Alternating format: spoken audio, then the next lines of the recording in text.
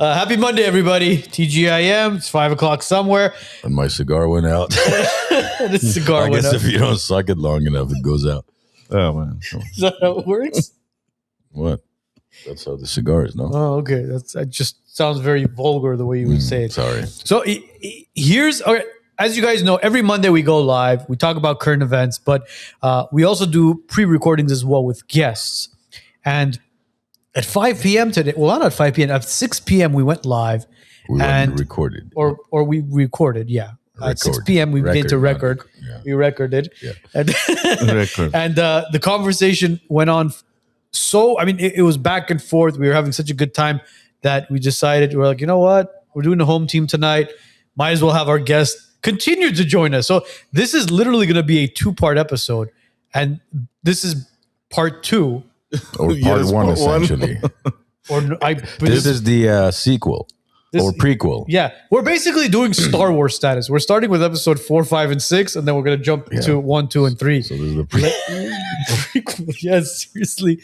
But obviously, we want everybody to share this, like, comment, whether you're watching on Rumble, Kick, X, YouTube.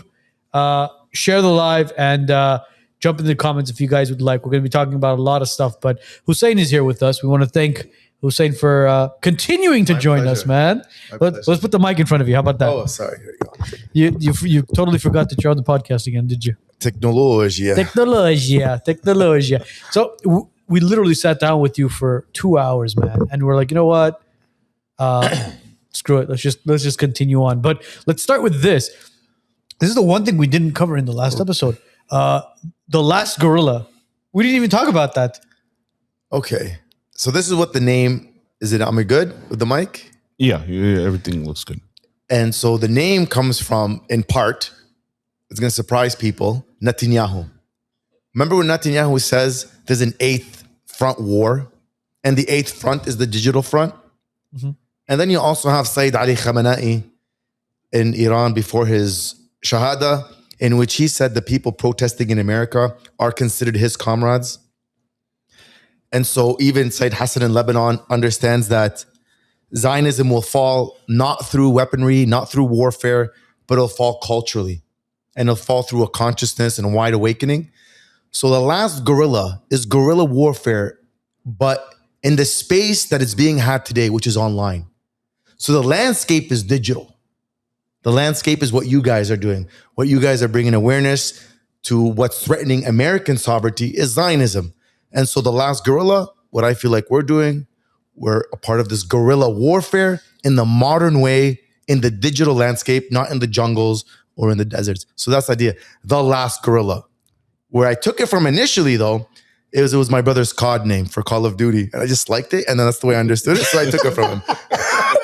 So I'm not creative enough to come with a name, but that's the understanding I had of it. And so that's what I moved with. So the last Guerrilla.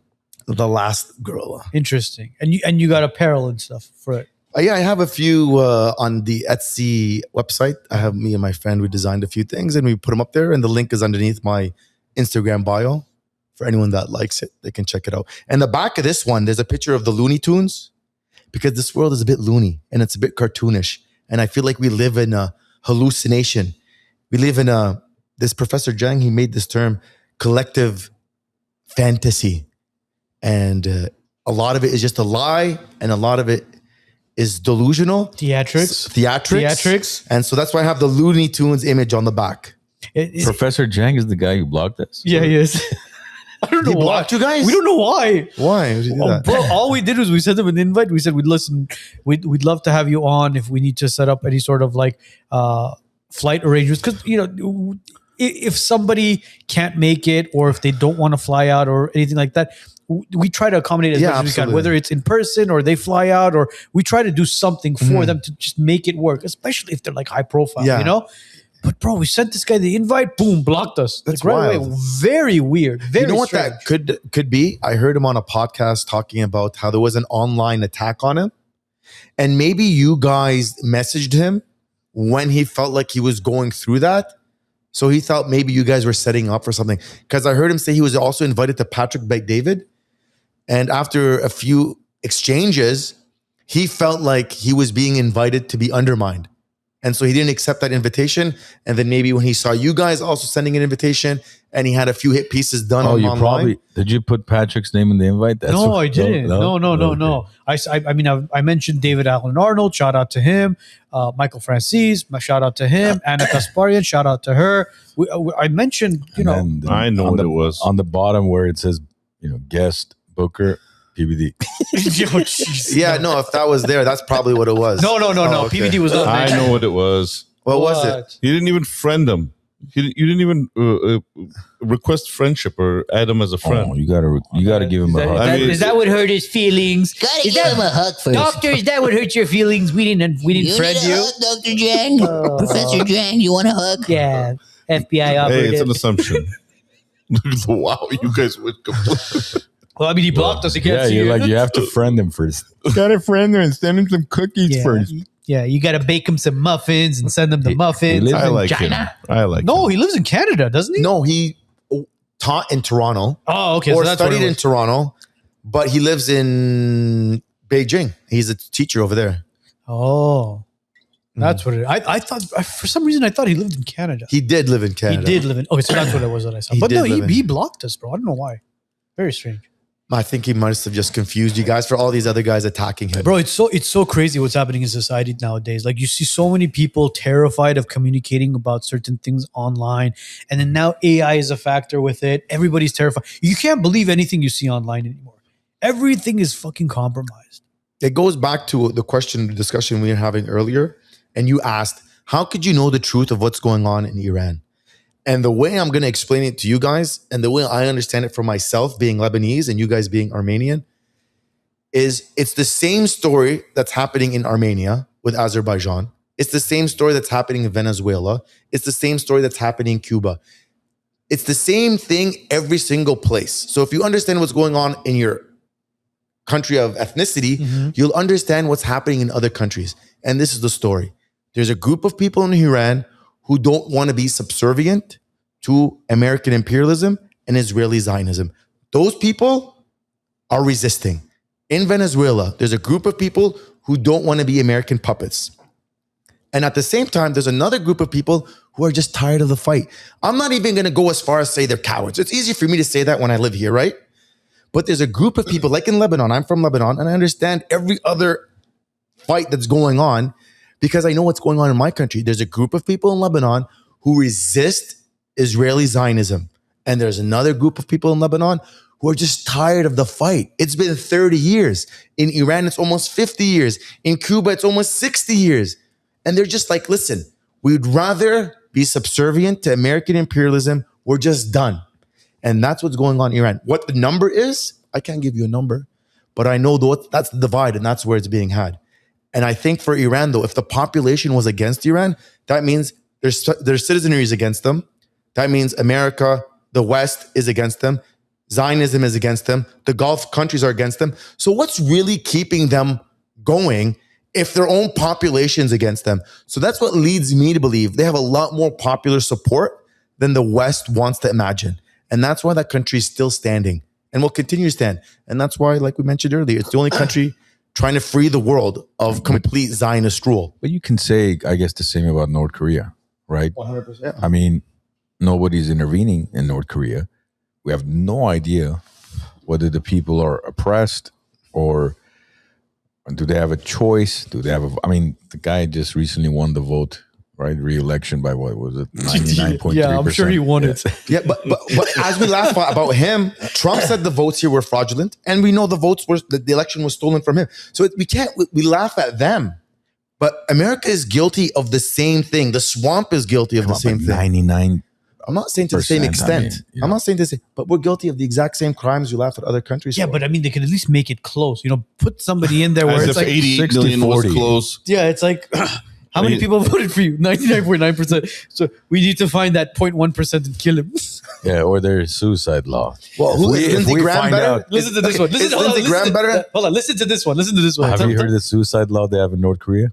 No, go ahead on here. If we catch you thinking or attempting to commit suicide, we will take upon it ourselves to eliminate you. Like, all right, that's So that's assisted suicide. That sounds Canadian. Euthanasia. Assisted What do we call it? Dr. Kevorkian, bro. Except it's Dr. Kim. Literally. Dr. Kim, please don't. But you know what I've grown to appreciate about his name? I can't pronounce it. Kim Jong Rocket Un, Man. whatever. Kim Jong-un, Rocket Man. Rocket Man. What I like about him, without knowing anything other than this one thing, regardless of everything else, is the same thing I appreciate about Cuba or Venezuela or any country that says, listen, guys, I want to oppress my people. I don't want you to do it. I want to protect my sovereignty. I don't want to be your slave. So I'm not going to speak to the national politics, which I'm completely unfamiliar with, but I'm just talking it from that specific lens. As an Arab that comes from a region where all the leaders are American puppets and Zionist slaves, I admire a country and a government and a leader that says, listen, guys, I want to oppress my people, or at least I want to rule my people. I don't want you guys to do it for me. So anyone that respects their own sovereignty on that specific issue, I admire, especially coming from a region where our leadership is embarrassing. But you're referring, You get the point I'm making? Yeah, but I mean, with North Korea, I mean, they're beyond the press, bro. They've been cut out from the world completely, like completely. Like, can we open up a Google Earth map of North Korea and or an image of North Korea and South Korea at night? Have you seen it? Have you seen how wild it is? Why in the is it satellite that a image? bad thing? We're against globalism here. We want to be more isolationist here. You'll see how wild it is when we pull up a photo of it. Just Google either. Give me 1 second. Let me Yeah. get your new tab going. Because what it is like when you look at Google Earth of North Korea and South Korea, it's lit up at night. North Korea, it's just pitch black. Yeah. Where do you want me to look? Just But like, it's it's South funny Korea- you have DuckDuckGo as your default, but you always use Google. Well, no, because he always requests Google. well, I mean, it's like a default sort of thing. It's my default. Okay, what time is it in North Korea right now? From space. I'm curious. Versus. Let's check it out. Or just satellite image of North Korea and South Korea? But you know, South Korea is going to just make itself go extinct. Like their birth rate is below repopulation. Well, Japan is worse. Japan So, like- has become like a sexless society. 12:41 Yeah, right there, PM. Joe. Yeah. Perfect. This one or Yeah, this one? That one. Look at that. Yeah. Look at that. That's insane, bro. But is that bad? Of course it's bad. Why is it bad? Because you're We take it as bad because they're not advanced. They don't have lights everywhere. Okay, we think that's bad. Why? Why? Hussein. I mean, there's literally no lights. Meaning these That's how people people are lived for thousands of years with no lights at night. Maybe that's better. thousands of years. So we're going to compare thousands of years to a simple Right there. light bulb, internet. They're basically cut off from everything. What I'm suggesting is it's possible that a more simple life where you're connected more to your family and your community and you go to sleep at night rather than game till 4 a.m. or watch porn till 2 a.m. could be better for I society. mean, you're talking about not even a single night light turned Brother, on there. But who is Allah, I don't know. I don't live there. You know, so it could be It's like, better. these people don't have street lights, bro. What are you talking about? so why can't the people decide? See, that's the difference between look, North Korea, right? You're comparing North Korea, Iran, right? North Korea, majority, if not all, the population is North Korean, right? You don't have Americans and Brits and Indians Right. there. U.S., there are no Americans. Everybody's considered American, but they're all foreigners technically. Iran, majority are Iranians. So now these two countries, none of the population has access to any artillery, right? No weapons, zero guns. Mhm. Whereas the United States, we have more guns than most militaries around the world. Right. So what choice do the Iranians or the North Koreans have if they even wanted to revolt against the government, against the administration? Right? You're saying, well, okay, that's fine. Don't have lights. Okay, let me have access to lights and let me decide if I want to go to bed with my family at 9 p.m. or 12 a.m. I want to pay the power bill. Yeah. So that's the thing. I don't think they have a choice. I don't know if they do I or agree don't. with the simpler I mean, life. that's I don't clearly know. that map was clearly depicting I'm they just don't have- always hesitant to judge other countries and other governments when we live under the Epstein regime. And this is directly affecting me, that our politicians are blackmailed. So it's so easy for us to get distracted and think we're better than other countries and think we're better than other people. And those governments are primitive. This government in like traffics and rapes and kills American girls Yeah, but that's and not- bombs them. So before thinking they're primitive for what you're suggesting, which is possibly the Not case, primitive, oppressed. which is possibly the case, we here have our own issues that could take our attention rather than focusing on what's going on there. That's the position that I'm kind of holding.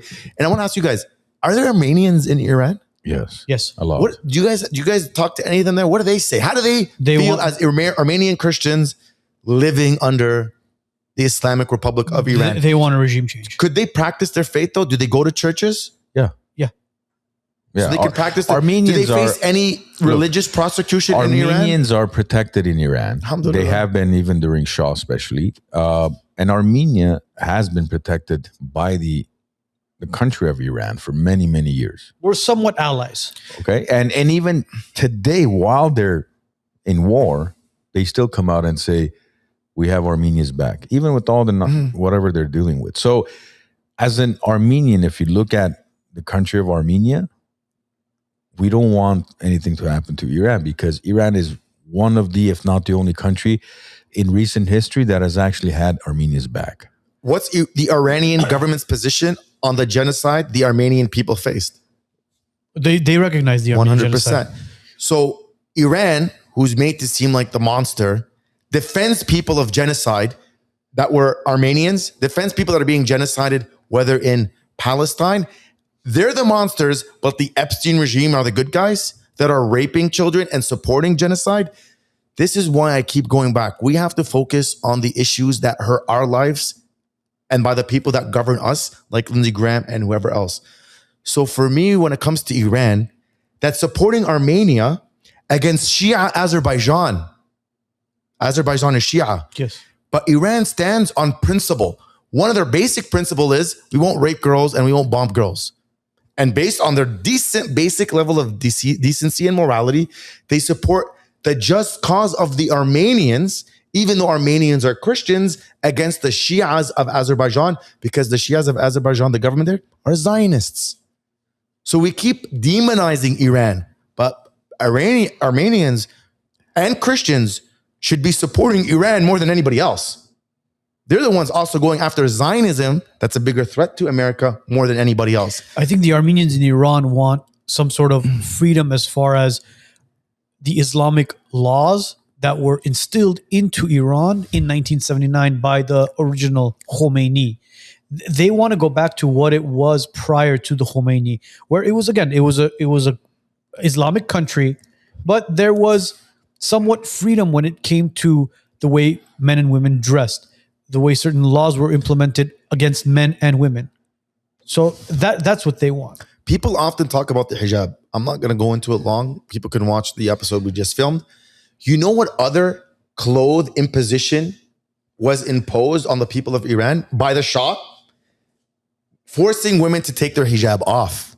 Also, what did he force? He forced men to wear ties. People like to marginalize the significance of clothing. The significance of clothing. But even the Shah understood the importance of clothing. Yeah. That's why he supported men wearing tie. That's why he forced women to take off hijab. You see the point that I'm making? Yeah. So it's not only the Iranian government today that has a clothing decorum that's expected of their population, but also the Shah recognized that was also a threat. And I want to go back. Do the Armenians today face any prosecution or face any racism from the government? I couldn't tell you because I don't know, to be honest with you. But what we do know is that we see from the Armenian community here who fled Iran to Austria, to Germany, to the Netherlands in order to get away from the regime and come to America for a better life.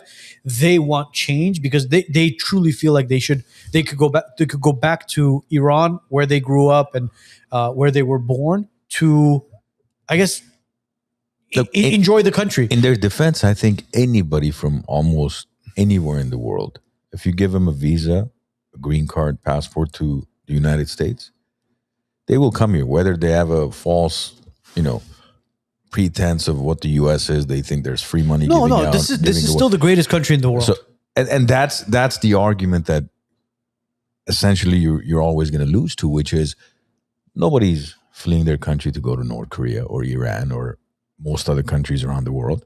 Maybe Dubai, maybe, some of the Europeans more. Not anymore. Yeah, their safety seems to be a little bit compromised. But, so at the end of the day, people are still risking their lives to move to the United States. No other country that I'm aware of. One, because some other countries do have stricter borders, even though we have that now too. But at the end of the day, I still think if you gave people a choice, you want to move to, let's say, Sweden or US, they'll pick US. You want to move to Australia or US, majority will pick US.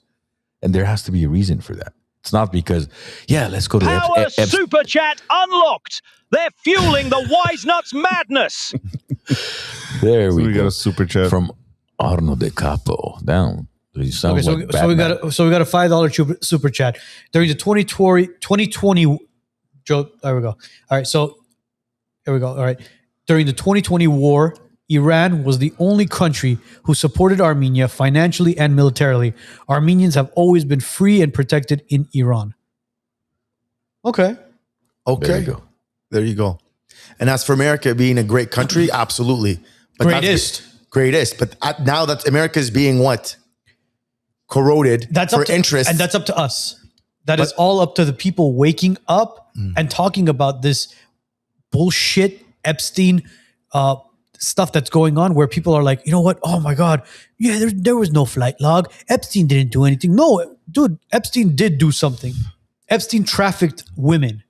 Epstein had presidents, CEOs, high-ranking officials at his island getting quote-unquote massages.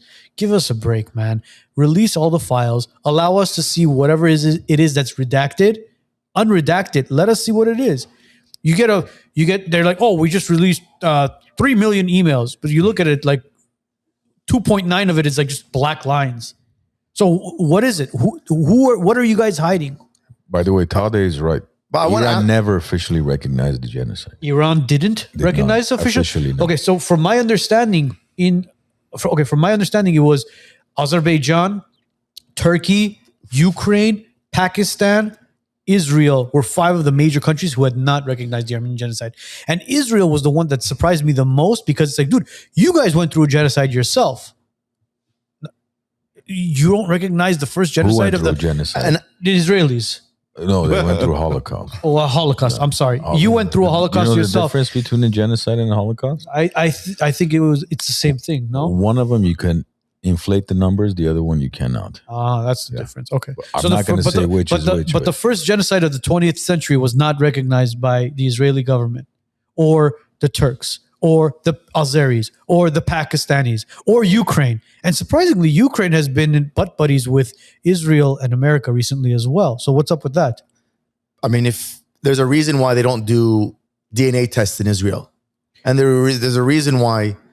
There's a reason why they don't do DNA tests in Turkey as well. Sorry. Yeah, exactly. Because most of them are going to be either Greek, Armenian, or I think it was Beck, right? Even Albanian. Yeah.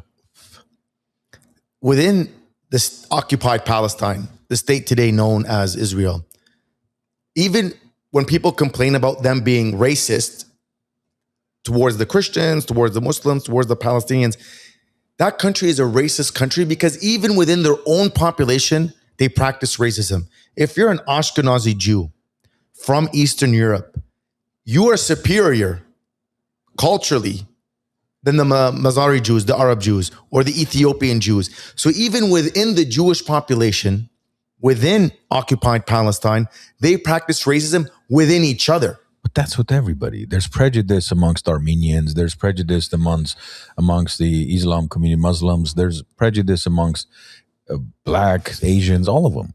It's not like they're like, oh, well, you're, Muslim, so we love you no matter what. No, it's, well, he's Muslim from this country, so they like to do this. Same thing with Armenians.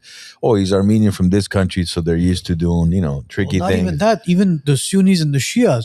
Oh, he's Sunni, he prays with his hands up. Oh, he's Shia, he prays with his hands down. It's like, but the thing is, when we practice racism, like, okay, I'm Lebanese, I'm better than this other Lebanese I would guy call for it whatever reason. prejudice more. Racism, whatever it is. It's not resulting in genocide, and it's not resulting in bombing children. So if you're going to say, listen, I'm racist, I hate everyone equally, fine. But as long as it doesn't translate into me having different laws. The other day I was in a restaurant and there was an African American there beside me and he was reading the Bible. Ali's restaurant or where? No, not Ali's restaurant, another. And then he started talking to me about Israel and how he supports the state of Israel as a Christian. And I'm like, you're an African American. Didn't this state have rules where blacks couldn't go here and couldn't use these roads and go into these places? He's like, yeah, well, today, you go to Palestine today. You go to Israel today. There's certain roads Christian and Muslim Palestinians cannot enter, cannot go to, cannot use. And that's existing today. So when your racism isn't just like a joke, or even maybe you might feel better than somebody, but it doesn't translate into the law and into murder, that's the difference. Yeah, and that's a huge difference. And so I just want to make that clarification. And about America being the greatest, I want to ask you guys, what makes America the greatest? Opportunity. That's it. So when I even say, when it comes to me being here, you have more liberty. Supposedly, you're supposed to have more liberty than most places, and you have more opportunity than most places, and you could practice freedom more than most places. And those are the things that are being attacked. You can't even afford a home today. You can't afford to get married today. Your freedom is limited today. You can't even say certain things. So what makes America great today is being attacked. And that's what Americans should be waking up to. Well, that's the greatest threat to America. The cost for of the living interests is of getting another ridiculous. country. Yeah. The cost of living in America has gotten ridiculous, and it's because of our tax dollars being used for foreign countries. And this goes towards Ukraine, it goes towards Israel, it goes towards all these foreign countries and entities. We're militarizing all these other countries for their best interest.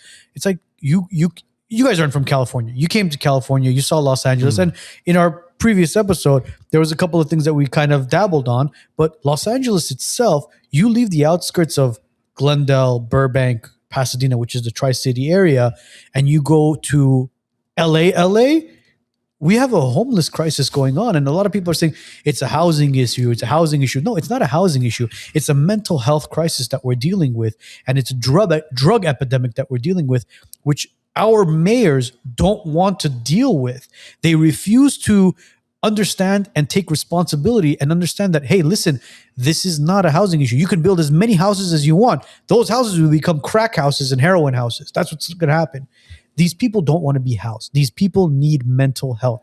And Ronald Reagan took away those mental institutions and let people roam around in the streets and made it seem like it was okay to be unhoused. What was the logic behind that? There is no logic behind it. There's zero logic behind it. Listen, somebody who is unhoused and is truly unhoused will do anything and everything they can to get back on their feet, find a job, get into a home, get their careers back, get back on their feet. But when you see a lot of these unhoused people on the streets of Los Angeles, you can tell this person will not pass any sort of interview for any sort of job if they were to even clean up, because they're going through something else, either emotionally, mentally, or drugs. There's when I look at another threat to America, like let's just go back to the 60s, 70s. If you worked a regular job as a butcher, as a barber in a factory, you can buy a home, you can buy 2 cars, one for yourself, one for your wife. You can go on vacation once a year. You're working 40 hours a week. Your wife isn't working. You have savings. You have a pension. This is all off one guy working in a factory. Today, there's 2 incomes and all the issues that result from 2 incomes, and you still can't afford half of that. And I would even say one of the biggest threats to America, before I address Zionism directly, is moral degeneracy and culture. The culture has deteriorated to a place where we don't view each other as humans, as neighbors, with love, with compassion, with morality, and with decency. And that's because the leaders are of the Epstein class. They're degenerates. And that culture is seeping downwards towards the population. But wouldn't you say it's and that's affecting every aspect of American life. Wouldn't you say it's a lack of culture that's doing that? I say the culture has become... It's a lack of culture. What is America's culture? Well, now it's debauchery. That's what it's known for. Because when you talk about Lebanese culture, right? What's one of the first things you think of in Lebanese culture? You think of hospitality, You think of respecting elders. You think of food. You think of faith. You see? And then when you say, oh, Armenian culture, what do you think of? Oh, hospitality, faith, family, food. Exactly. That's what it was here in the 50s That's too. exactly. It was. That's what it was And about. that's what's being taken away. And what happened was one big movement was the feminist movement. That was one of the big ones that took place. It was, you know what? You're equal to a man and you can go out and get a job and you're better. You could be better than him and blah, blah, blah, blah, blah. Again, men and women, if a woman could do a job better than a man, by all means, it's halal to you. I'll give you the job. You could take over. You do the thing. But what happened was things got very expensive. They took the woman out of the house. They put her in the workforce. The 30-year mortgage that we had, right? What was it? You were in your early 20s. You got married. You had kids. You worked for 30 years. By 60, 65 years old, you retired. The house was paid off. The kids were empty. The kids would leave. You had an empty nest and you would sail off into the sunset, right? That's the American dream. But now they took the wife out of the house. The kids were being raised by public schools. By the time they got home, you got home, the family dinners and all that stuff, it was all thrown out the window. That's one thing I respect about, well, not one thing, but one of the things I respect about the Jewish culture is Shabbat. Fridays, this shit goes away. No technology. You sit down, you have a conversation with your family, you eat, all that stuff. You're cut out from the world. Okay, so for North Korea, it's Shabbat 365. Well, but- that's no. you see, So for Jews, we like it. But for no, but culturally, isn't that a good thing? I have to be honest. It is. It's unfortunate that a lot of our people. Look, I'm guilty of it as well, Hussein. I'm guilty of scrolling on this piece of shit as well. Where sometimes my wife goes, "Get off your phone." I'm guilty of it. I'm admitting it as well. But there's a lot of people that won't admit to it. Son of a. What the hell was that, bro? You okay? Yeah, man. Oh, Megeredchian Law.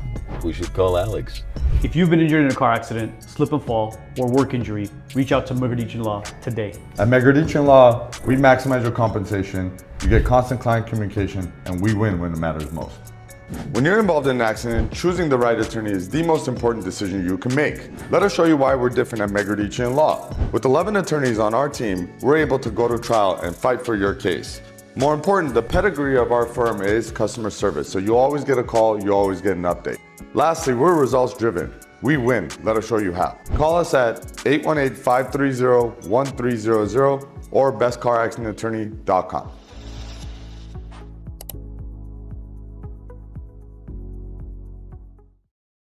If you've been injured in a car accident, trip and fall, nerve, muscle, joint, any sort of pain at all, hit up Dr. Rafi.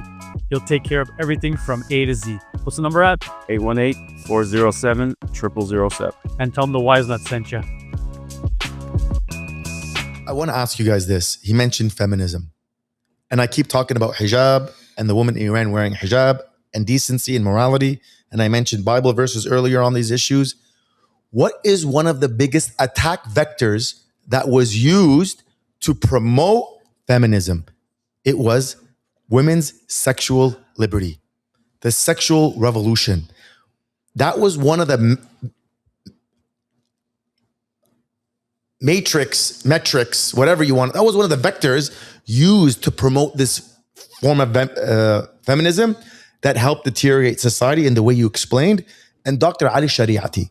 So he was a professor back in the 70s, and he was a part of the Iranian Revolution, though he didn't see it come to fruition because he passed away before that. He says this women's movement, this feminism, the first sacrifice made in this altar of desire and lust is femininity. That's the first thing that will be killed, is the womanness in woman.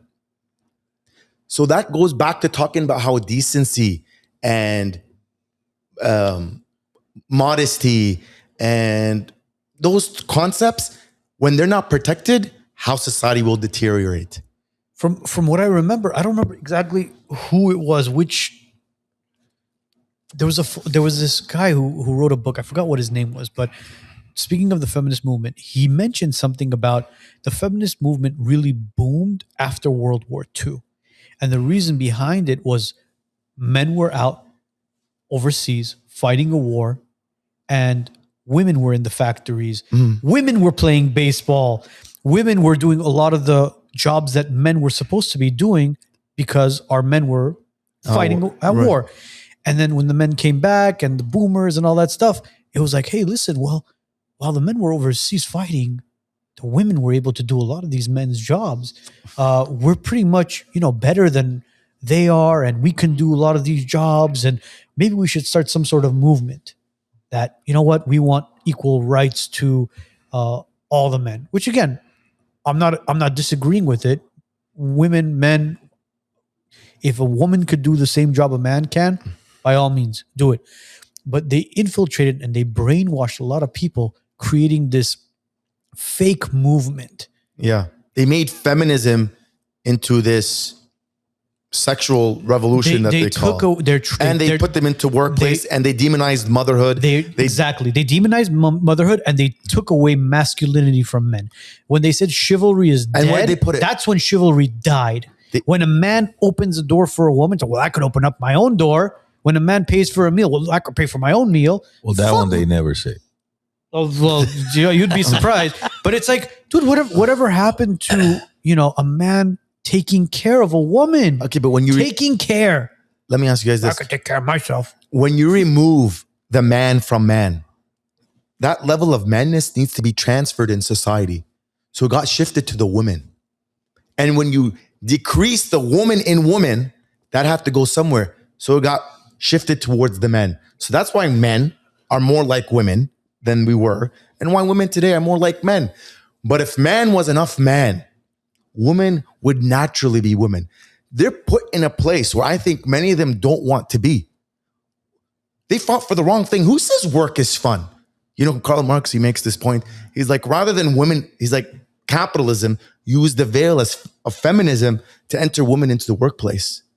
But the real interest was cheaper labor, more docile labor. Who are better employees than women? They fight less. They argue for their rights less. They want less pay. They A, B, C, D. They make better employees. So he's like, they left the supposed slavery of their husbands to enter the indefinite slavery of their boss. So before they were a slave, let's say, to their husband. But their husband was at least responsible to them for life, responsible to their kids for life. He had made a commitment to her forever.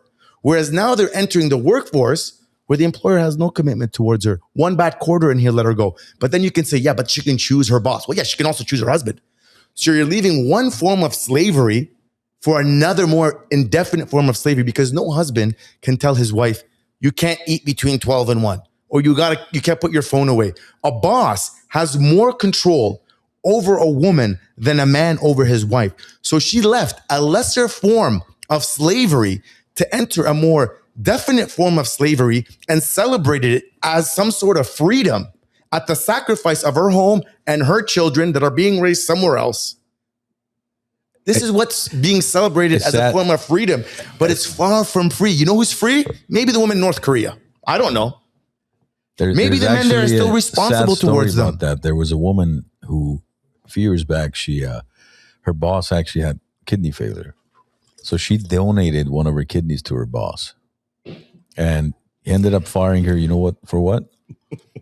She took too long to recover. Subhanallah. Almost. You see? Yeah. Brother, this is a form of freedom. Sad, I'm going to go back to what Ali Shariati says. But wait, before you get back, the first sacrifice in this altar of lust is femininity. That was the first thing lost. And that's why you don't see girls blushing, because they had to become men. Why? Because men are women. Men are more happy. The Bible says it, to be led. They're more than happy to be obedient, but you have to be deserving of that respect. You have to be deserving for them to offer you that level of obedience. You have to be able to lead. You can't lead if you're also a woman. But do you think it was the cost of living and life itself becoming so expensive that led to this massive shift in the family dynamic? Yeah, absolutely. Because before, I would bring $100, let's say $100 a month home for 40 hours worth of work. 40 hours worth of work brought me $100. Well, now I'm working 40 hours. She is also working 40 hours, and it's only $100 coming in. So the hours of labor now are what? 80 hours, but the pay is still only $100. And before it was different. When a woman would look at you, you're out there, you're struggling, you're fighting off the world to provide for her and provide for your kids. She would look at you with this reverence. She would look at you with this awe. And then you would look at her for the sacrifices she's making at home. And you'd be connected differently than you view each other today. It's more of like a roommate. It's more of like a partnership. And I'm not saying that we should have an unhealthy level of dependence, but this idea of being independent weakens us. Here in this country, you turn 18, you leave. Okay, so I'm paying rent, my brother's paying rent, my sister's paying rent, my father's paying rent. Why? This is making us weaker because we have less money to enjoy more freedom. And we're celebrating at it, but it's not. It's actually more subjugation. Absolutely. And plus, going back to your $100 a month comment, let's say if back then, for instance, if the man made 50 grand a year, he paid 10,000 in taxes, and they lived happily ever after. They paid off their mortgage in 30 years, and now it's 50 years. No, not yet. Thank God, not yet. But not only that, but what it is now, instead of 50,000, husband and wife are working. They're making 200,000 a year, which doesn't have the buying power of 50,000. Yeah. Plus, out of the 200,000 they're making combined, 100,000 is going to Uncle Sam. Absolutely. So instead of collecting 5,000 in tax, they're collecting 100,000 in tax, and you have less of a lifestyle, less affordability, less of everything. You can't even, like you said, buy a home. You can barely rent some type of a shack, an AD or something. And that's what people are succumb to. I mean, they especially in some of these coastal cities, you have absolutely zero chance of getting out of the swamp. I mean, it's just, you're always in financial debt. You're always behind on your credit card payments and your mortgage payments and your car It just seems like you're working to survive and to pay off the banks and the IRS. That's all you're doing. If you're in that position, how could you stand up to the government if it's oppressing you? It's impossible, because you're busy just all day, just running, trying to pay this bill and try to pay that bill. Let's say you own a corner store. You're paying tax on the Kit Kat. The person who made the Kit Kat is paying tax on it. It getting transported here is paying tax. The guy who's selling is paying tax. This guy's paying an income tax when he's buying it. How much is that one Kit Kat being taxed? Much less your income, your houses, your land, and everything else. Well, not only that, the property taxes that these people are collecting. We had a video that went viral, super viral, where we talked about the Palisades fires, right? Mm-hmm. The Palisades by itself, single family residents, do you know how much money in property taxes they were collecting a year? Just in single family residents, $500 million. Yeah. Just in single family residents, not the commercial buildings, not the apartments, none of that stuff, just in single family. But they couldn't take $500 million in a year and fix those power lines and make underground conduits. And this is just property taxes. Hold on, half, or was it $5 billion? It was $500 million. I thought it was $5. No, it was $500 million in just single family. And I'm sure with the Nobus and all those fancy restaurants that were there, in those commercial buildings and all those offices and stuff, they were collecting a nice chunk of change. Why did this country become independent of the British? Over a tax over tea. Tea tax. A tea tax was enough. What was it, like 4%? To enrage the population. Wasn't it like 4%? And look at us now. 3%. We're taxed in every state. And by the way, we're going to make fun of North Korea and China because they're communist. So is this capitalism?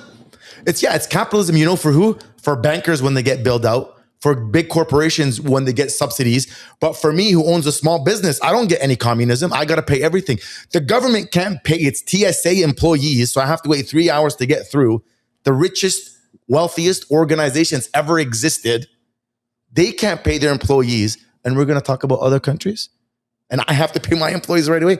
The contradictions are so blatant. They're so overwhelming. It's super annoying. Yeah, but you can't argue the fact that the opportunities here are, if not 100,000 times better than any country outside of America. Materially, yes, I can't disagree with that point. Yeah, still that's the case. Even with all this financial oppression we face. Because look, we're all immigrants here, man. Yeah. Your family was immigrants. Our families were immigrants. And I was a refugee. And there you go. You're a refugee. You guys came here to build a better life for yourself. And again, I don't know where your financial status is or where you guys stand financially, but I'm hoping it's much better here than it was in Lebanon. You have more financial opportunity with everything we said, more than anywhere else. But the patriotic position is to still fight all these injustices and not accept them just because we're better off than other places. And that's the annoying thing. I'm brought here because of bombs that were going off in Lebanon, right? Then you come here and you're like, okay, what are you doing here? Well, now you watch the bombs from here drop in the Middle East. That's the problem. We came here, your family came here, our parents came here, partly because of the policies from here. And then when we get here, we're othered. And that's also not fair. And a part of the reason why people come here is because of the policies the American government has against people overseas, whether it's in Venezuela, whether it's in the Middle East, whether it's anywhere. So they create the immigrants that they later complain about. They create the refugees that they later complain about. Like these people that crossed over during Biden, they came here. People say, oh, they're illegals, right? They're not illegals. It was legal for people to go to the border and walk in. That was the policy of the Biden administration, because this country is built in part by occupying, oppressing, or bombing people abroad, trying to teach them democracy, and then complaining when they walk over here and wanting them for cheap labor. And criticizing this government, by the way, is the most American thing to do. The citizenry needs to have an adversarial relationship with the government.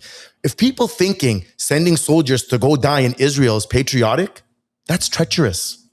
The American position should be, I don't want American soldiers to go die for Zionism, killing poor brown people halfway across the world when I was plucked out of some ghetto here and I've never left my neighborhood. And that child at 18 can't grab a beer, but he can go kill a kid? And that's patriotic? No. And I'm not justifying the position of the soldier. Back in the 60s, many soldiers objected. I'm not going to go there. Why? For what? For who? For some reason, we give this blanket right. Oh, they're just soldiers. They're just obeying the laws. No. I don't respect that anymore. No, that's disrespect to the boys and girls going overseas to fight for what we enjoy here. They're not going to fight for overseas for what you enjoy here. They're going there to fight for the Epstein regime. The Houthis are not a threat to anyone in Nebraska.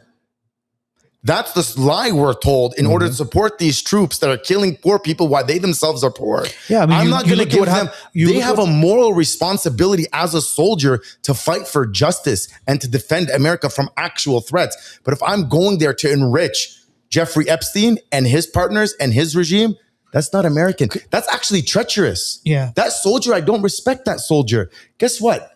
Wait. Does the soldier know any better? The soldier is basically his ignorance isn't bliss. You can't kill a child out of ignorance. Like, that's not forgivable to me. I can't kill it. Let's say I would never left Lebanon. I was born in Al-Ain. I left Lebanon. It tells me, Hussein, listen, you need to go kill 5-year-old Israeli kids. You guys know my position on Zionism. I would never do it because he's a 5-year-old kid. That shouldn't be such a huge moral accomplishment. I would never go kill a 5-year-old Jewish kid. 100%. That doesn't make me a moral champion. And I don't care how much the Lebanese government tried to brainwash me. I would never do it because he's a 5-year-old kid. Because you have a soul. That's what the Epstein regime does. Am I yelling? I feel like I'm it's yelling. Perfect. Don't worry about it. No, you're fine. Yeah. So these soldiers. Joe, can you turn his mic down a little bit? Maybe reduce his. I'm gonna say this, brother. There's nothing more brave than a man fighting for his faith, for his family, for his land, and for his rights. It's honorable, and that sacrifice is immeasurable. But going to do it for some rich, fat pedophile here, I can't respect. You're willing to risk your life for his interest against your own personal interest and that of your own citizens. Well, that's what Lindsey Graham said. That's what he was advocating for. Exactly what you're. Yeah, let him go. Yeah. Why doesn't he go? Let their kids go.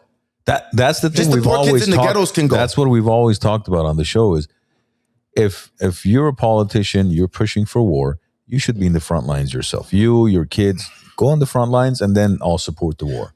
Until then, I have zero support for whatever you're advocating. And who is living up to that standard? The Iranian leaders, the Iranian government. They're the ones putting their lives on the line, and we're made to make them look like the terrorists. You know who they resemble? The people who made this country independent. Give me liberty or give me death. That's what they're doing. And I mentioned Dr. Ali Shariati. He also says, going back to Sayyid Ali Khamenei's martyrdom, he makes this quote back in the 70s. He says, death chooses cowards who are not brave enough to choose to have martyrdom. If you can't beat your enemy, at least choose martyrdom and disgrace them. Right now, the American government is being disgraced. And the same people that killed Jesus, they were disgraced for killing Jesus. When at least you say, I can't beat you? Okay. I can't live how I want? Okay. But guess what? I'm going to die on my own terms. And I admire that. I have to respect that. And I'm going to get lectures on morality and being a hero from Donald Trump, who, how many times did he avoid the draft?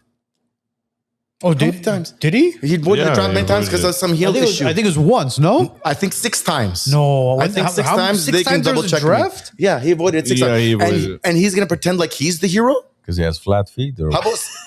Exactly. Yeah, that was the point. Growth spurt, actually. Growth, yeah, he had exactly. Growth spurt. I think shin splints and various other issues. I've got an ingrown toenail. Yeah. It's probably the best toenail you've ever seen, but it's ingrown. So I want to ask, who's resembling the original founders of this country, the pioneers of this country, who made this country what it is in 1776? Is it the Iranian government? Or is it Epstein class and Donald Trump and what's his name? The North Carolina, I just forgot his name. The gay guy. Lindsey Graham. Are these guys more American? Do they resemble the founding fathers more than the Iranian government right now? Look, you can't mention, you can't even mention Jeffrey Epstein, because Jeffrey Epstein was he was a complete Israel first before America first. Jeffrey Epstein Ted was Cruz, a mole. Lindsey Graham, Donald Trump. List them. Just list them. List the entirety of them. How many of them have gone to war? How many of them have sent their kids to war? The question is like, all right, are these people on the Epstein files? Are their names redacted, unredacted, and let's see who's does the on Epstein there. file really matter? Well, look, then if it doesn't matter, why redact anything?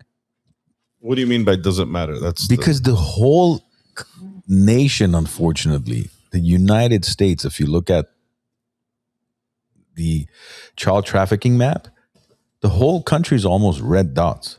Yeah, you have a bunch of people that have That's to not file a bunch of people. You're talking about hundreds and thousands of people being trafficked, kids, adults, you name it, especially kids being trafficked in the United States, all around the United States.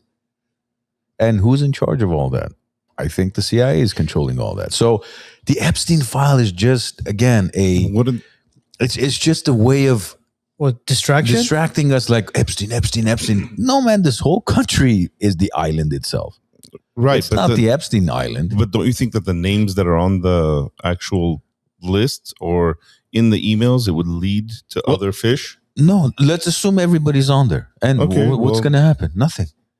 I mean, nobody's... Brother, if we're led by what needs to happen is we can no longer accept that as a given. We're led by pedophiles. We're led by degenerates. We're led by people that are completely morally bankrupt. While Sayyid Ali Khamenei, who's a philosopher, who's a jurist, you see how this footage of him and how he's with his daughter and his wife. How come he's not in the Epstein list? He's the monster. We look at people. I want to ask you guys have children? Am I right? Yes. God forbid, let's say you lived in Palestine and you lived in Lebanon, and an 18-year-old IDF soldier is humiliating in front of you, your wife, and your daughters, and they don't have water and they don't have food, while you look across the fence and the Israelis are swimming in a pool, and he just moved from Jersey 5 weeks ago, and your daughter is thirsty, your land is occupied, you're being prosecuted, your uncle was killed, your brother was shot, your mother's in jail. What would you guys do? I can't even imagine. What would you do? You can't No, you can't imagine. You would start killing people. What else are you going to do? Exactly. Let's just say it as it is. I will die, and then it's over. Listen, death is easy. I don't know why we make a big deal out of it.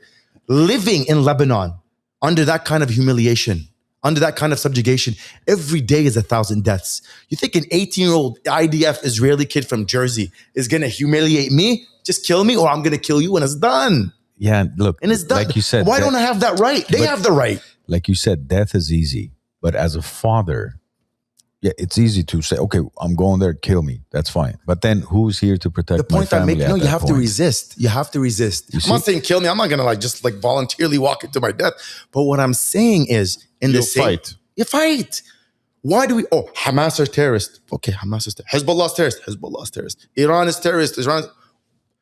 Okay, the Palestinians, the Lebanese, the Iranians, they fought Zionism legally. It goes nowhere. They fight them economically with the BDS. It goes nowhere.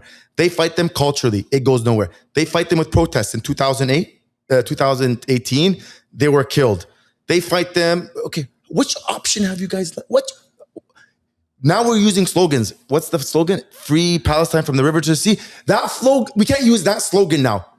So I can't use slogans. I can't use arms. I can't use politics in the United Nations. It does nothing. I can't use international law. It does nothing. I'm asking you guys, as fathers, what do you do? Oh, I know what they do. The Hamas guy takes his 6-year-old kid and he uses a human shield.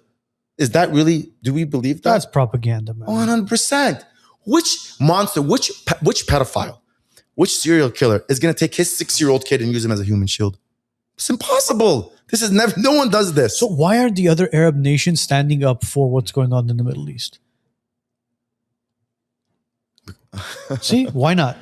I was going to say something funny. From the Saudis to the UAE to the Jordanians, all these other Arab countries, why aren't they standing up for it? Because their governments are Zionist puppets and they've sold out their souls. So are they? In the same way, are the Saudi sheikhs compromised as well? In the same way, the American government has sold out its interests for Zionism.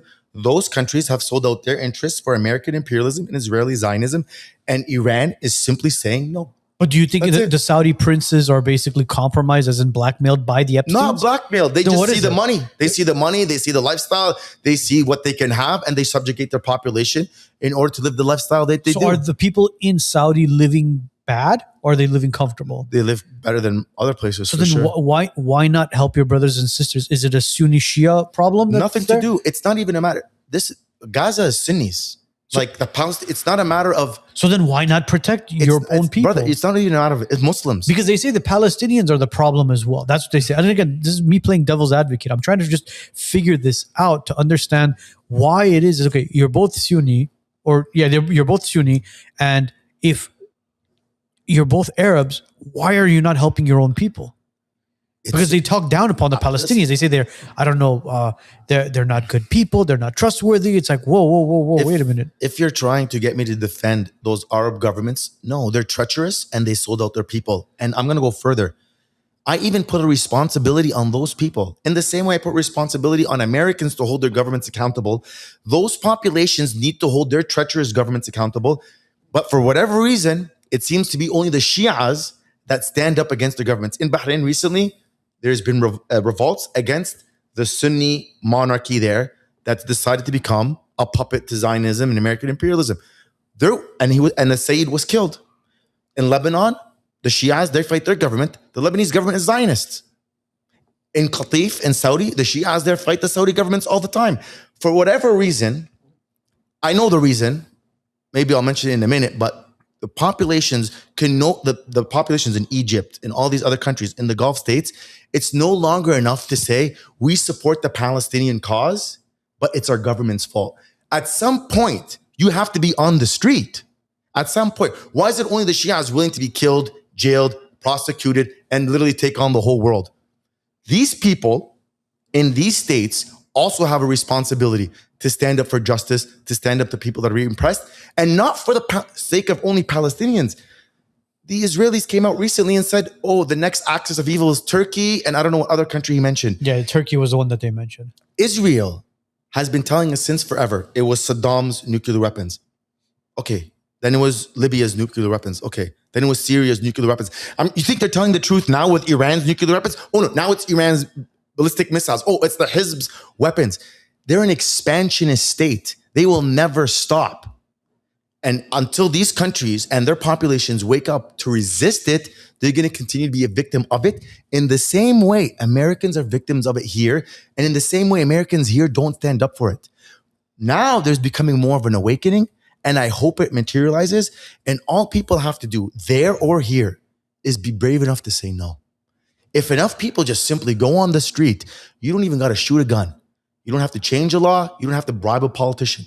Americans just go on the street, say no. I don't want to be a Zionist slave. I don't want soldiers dying for Zionism. It's done. The worst part is, I'm going to say this is maybe a bit controversial. It's not even the Epstein class or the elitists that kill us. It's the ignorant masses that turn on each other. That's the scary part. That's the worst part of it all. It's me having to fight and argue and debate another guy who's as poor as me, who's just trying to survive while he defends the Epstein class and Zionism that work against his interest. Jeffrey Epstein's not going to kill me. He's not going to carry a gun. He's not going to house me in a prison. He's not going to be a cop. They would literally, it just takes no. Just say no. What is it? Hashtag no means no? Hashtag no means no. That's all it takes. And that's why I love what you guys are doing. And that's what I'm trying to do. It's just a matter of a cultural awareness. We have to elevate the level of consciousness. People need to become aware of these issues, and they don't have to do anything other than just say no. My body, my choice. That's it. I don't want to go to work for Zionists. My country, my choice, huh? Technology should move your business forward, not hold it back. At Titan Elite IT Services and Consulting, we make sure it does. Our clients don't wait days for help. They get real-time answers, fast resolutions, and dedicated support, both on-site and remote. From Los Angeles to Orange and Ventura counties, our coverage is local, statewide, and nationwide. When you need us, we're already on the way. We're not just an MSP. We build with you, from cloud migration to security to every endpoint in your network. At Titan Elite, we don't just solve problems. We prevent them from happening. We become a part of your team and we grow with you. Titan Elite IT Services and Consulting. Strategic, scalable, trusted, and always on. Are you looking for a place to kick back and celebrate? Well, the Glenarden Club has got you covered. Upstairs, you got a private lounge with a cigar room. Downstairs, you got the Moose Den, where you can have cocktails and private events. Hey, are you even hungry? They got an outside pizzeria serving one of the best pizzas in town. If you're interested in becoming a member with the Glenarden Club or booking an event, contact the WiseNuts. We'll connect you to the boys at the Glenarden, and you can become a member here or host your next gathering. We have a few questions. Well, not questions, but a few comments, actually. You want to pull them up? Sure. This one, which I find kind of misleading, but Arabs invaded Jerusalem and named Palestine by the Romans. What is that? By the Romans. Let me enlarge the get screen. it larger a little bit. There we go. Okay. There we go. Okay. Arabs invaded Jerusalem and named Palestine by the Romans later. No Armenian should say Jews have no right to that land when they got their land given back to them by the Russians, same as the Jews. I think there's a lot of misunderstanding there. Yeah. No one's listen. Jews could live there. I don't care. Look, Armenia was still Armenia at the time. It was just the communist country of Armenia under communist Russia. Armenia was still a country in its own. It was just under communist regime. That's what it was. The state of Israel was created in 1948 when by the devil. Just like Azerbaijan. Just like, well, yeah, Azerbaijan was created as well. Was Iran. Exactly. Sayyid Ali Khamenei is Azari. Well, is he? He has ethnicity. No. I think the president, who's the president right now of Iran? His son. No. The president. Shazad. What was his name? He had a Y-A-N last name, right? Yeah. Well, I-A-N. Yeah. I-A-N last name, whatever. He's Azeri, which now a lot of the Azeris, the South Azeris, the South Azeris are coming out and saying, well, North Iran is South Azerbaijan. Pezeshkian. Yeah, Pezeshkian is Azeri, which again, those guys are connected to the Zionists, Israelis. But going back to what I was saying, 1948, the state of Israel was created by the United States and the UK, where the Palestinians basically opened their doors and said, hey, come here, it's a safe haven. You guys are okay here. And they basically planted a footprint there and have been expanding since. Now, when is enough going to be enough? Nobody knows. What is their goal and their mission? They know it. They want to create a greater Israel. But it's like, why can't all those people live in peace? They talk about being anti-Semitic, right? You're a Semite just like they are because of the region. Right. I'm more Semitic than they come from Eastern Europe. The Eastern Europeans, those are Ashkenazi Jews. Yeah. But when they talk about anti-Semitism, if I make fun of a Lebanese person, I'm technically being anti-Semitic because you're a technical Semite. term, yeah.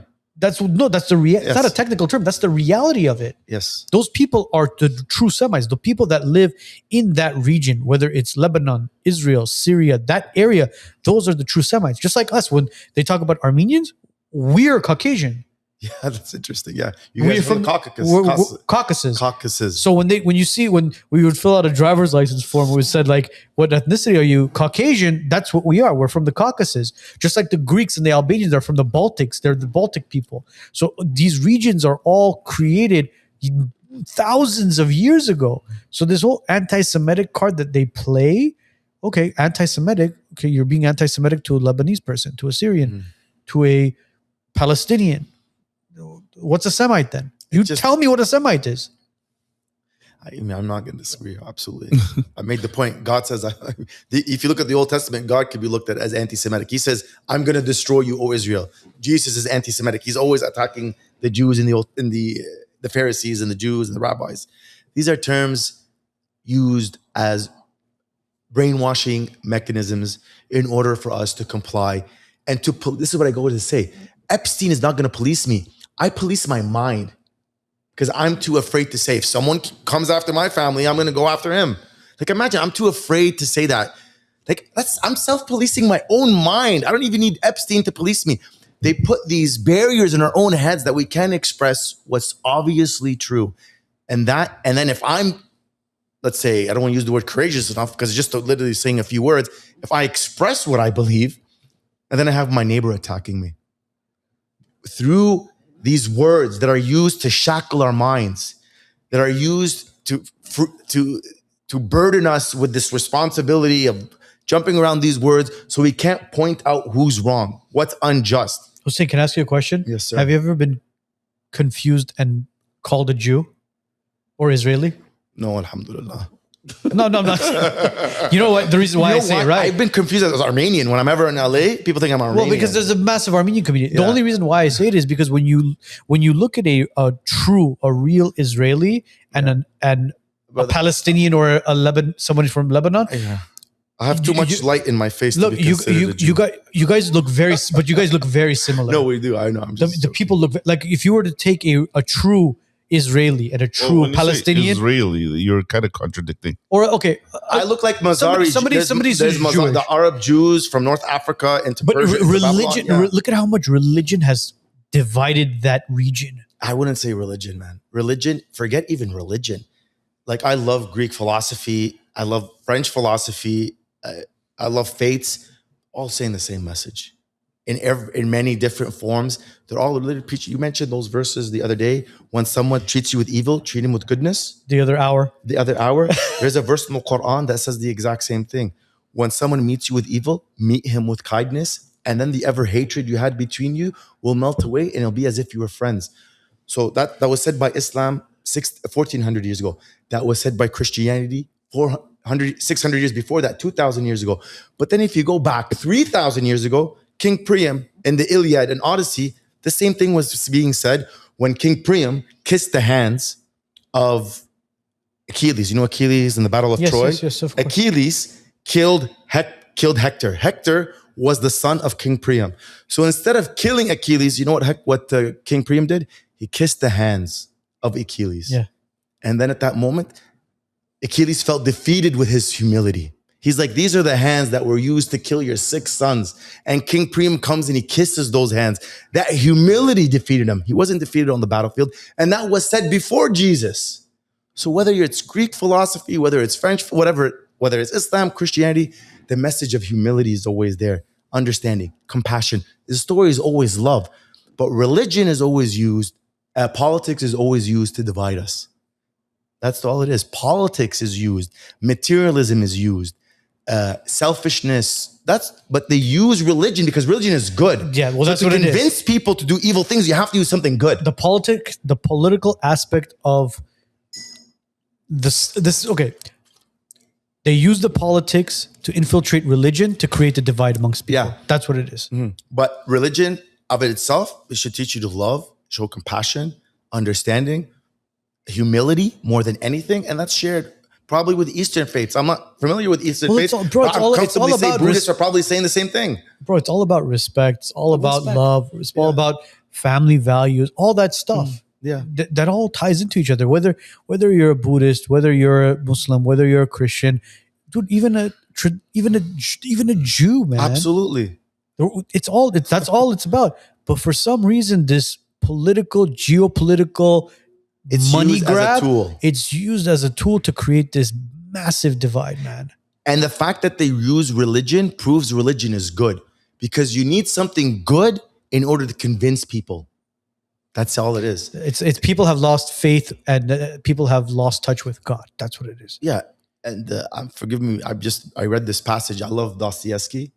And there's two brothers talking. One is Ivan. His name is Ivan, one of the characters. And he's an atheist. And he believes morality is subjective and my opinion and my whatever. And then who takes offense at Ivan for thinking he can corrupt people? So then he has this hallucination and he meets Satan. Satan's like, you think you can deceive people? I've been doing this before you. You think you can corrupt people without me? When you want to corrupt people, you come to me first. You come ask me. So then what does Satan say? He's like, make people forget God. If you want to destroy society, make people forget God, because then morality will become subjective and anything goes. That was what the devil told Ivan. Make people forget God and you will destroy society. It's simple as that, because then you'll have no morality and anything goes. And yeah, he removed God, and that's why people behave the way they do, because they don't have God in their lives. Yeah. You know who has God in their lives? Iran, shout out. Quick thing, guys. We also have this comment. What are we at? You got to make it bigger so, so my blind eyes can see. There you go. Oh, I hope this podcast lasts long, man. Very interesting. Very interesting. And my whole family. Mashallah, 15. Oh, period. Me and my whole family. Listen, punctuation helps a lot, guys. Are all 15, 16 of you subscribed to us? Ooh. You should be. Yeah. Thanks for the support. Thank you, James. Thank you, James. Appreciate it, brother. But yeah, dude, this is what podcasts are about. And we've mentioned this on so many other episodes. And we actually mentioned it last week as well, where it's sitting down, having open dialogue with people, having long form conversations where it's not scripted. There's no BS. And so what's that teleprompter over there? What teleprompter? Put it away. Didn't I tell you guys put the goddamn teleprompter? That's what it is. That's why when we invite certain people on and I don't want to say ghost us, but they second guess coming on, one of the first questions they say is, how long is it and what are we going to be talking about? It's like, dude, we're inviting you because we're interested in your story and we want to have a conversation with you. That's what it is. You know, thank God we're able to put this on different platforms and have people tune in live or pre-recorded and listen to it and watch it to find out who this person truly is outside of a 15 to 20 second reel. Yeah. Hussein's been on for like 4 hours now. 4 hours. This is you're about to break a record with the WiseNuts, man. Yeah, I appreciate you guys. You're about to break. I hope I'm not talking too much and not blabbing too much. You're almost one of us now. Yes, sir. It'd be my pleasure. Are you going to be moving to Cali? Inshallah, maybe this summer. I'm thinking of it. Leave Florida. Come out here. Leave see what's Florida. up. How do you like Florida, by the way? Man, I have a lot to say about Florida. Tell us. You know, we're trying to get the guy who's running for mayor on. James, what's his name again? James. Listen, I just wish. Yes, Fishbeck. Fishback. Yeah. Fishback. James Fishbeck. We're trying to get him on. Yeah, that would be an interesting conversation. I like his policies. Very interesting policies. And it's just the culture, you know. I like it when the guy looks the part, you know. Meaning? I like it when the guy looks the part, man. I like it when the guy looks the part. And it just does a lot for the messaging and it does a lot for the culture. And he looks like a nerd, you know. So and I don't mean that as an insult. So you want him over DeSantis? Oh, 100%. But I just wish he looked the part. He needs to go to the gym. That's all I'm saying. You want a guy to lead you who looks the part. Who looks the part. And but that would be my only criticism. But hold on. Otherwise, does DeSantis look the part? Because his policy, I can't even look at him. No, because his policies are he's a slave to Zionists. He's signing in laws against anti-Zionist speech in Israel for Floridians twice. He's writing laws for Floridians to not for anti-Semitic speech. Newsom's not doing that. I guess we're winning. You know the point of what you guys are doing. Oh, give it time. Give it time. Give it time. You know what you guys are doing that's so amazing? You guys know this guy, Cavicular? This is online streamer. Yeah, He's a very I heard about him. guy. Yeah, we've heard of him. And all the money behind JD Vance. All the support from the Peter Thiels and everyone else. Cavicular, who's like supposedly conservative, right wing, like he lands in that camp. He isn't really, but like, you know, he's like, you could make the argument he's like supporting what Tucker is saying, for example. Yeah. So he was asked, who are you going to vote for? You're going to vote for JD Vance or Newsom here? And the guy was surprised because he said, I'm going to vote for Newsom. He's like, why? Because he's like, Newsom mogs JD Vance. He looks the part. He's blonde. His wife is blonde. His kids are blonde. Whereas JD Vance, he's married to an Indian. His kids are Indian and he's fat. But that one cultural impression shifted the whole culture where now people are thinking, you know what, based just on how Newsom looks, maybe we're going to vote for Newsom. Yeah, but look what Newsom has done to California, I'm not saying he's man. great, but it's the importance of like having the look to go along with the that's message. how JFK won. That one kid exactly. that one He did kid against Nixon. Yeah, JFK won because of you know about that, right? The JFK story with Nixon. No, go ahead. So back when JFK was running for president, the first, well, obviously the first time, but okay. So when JFK was running for president, he was running against Richard Nixon. Richard Nixon, Republican, JFK, Democrat. Right. They did the whole presidential debate, but they did it in two different formats.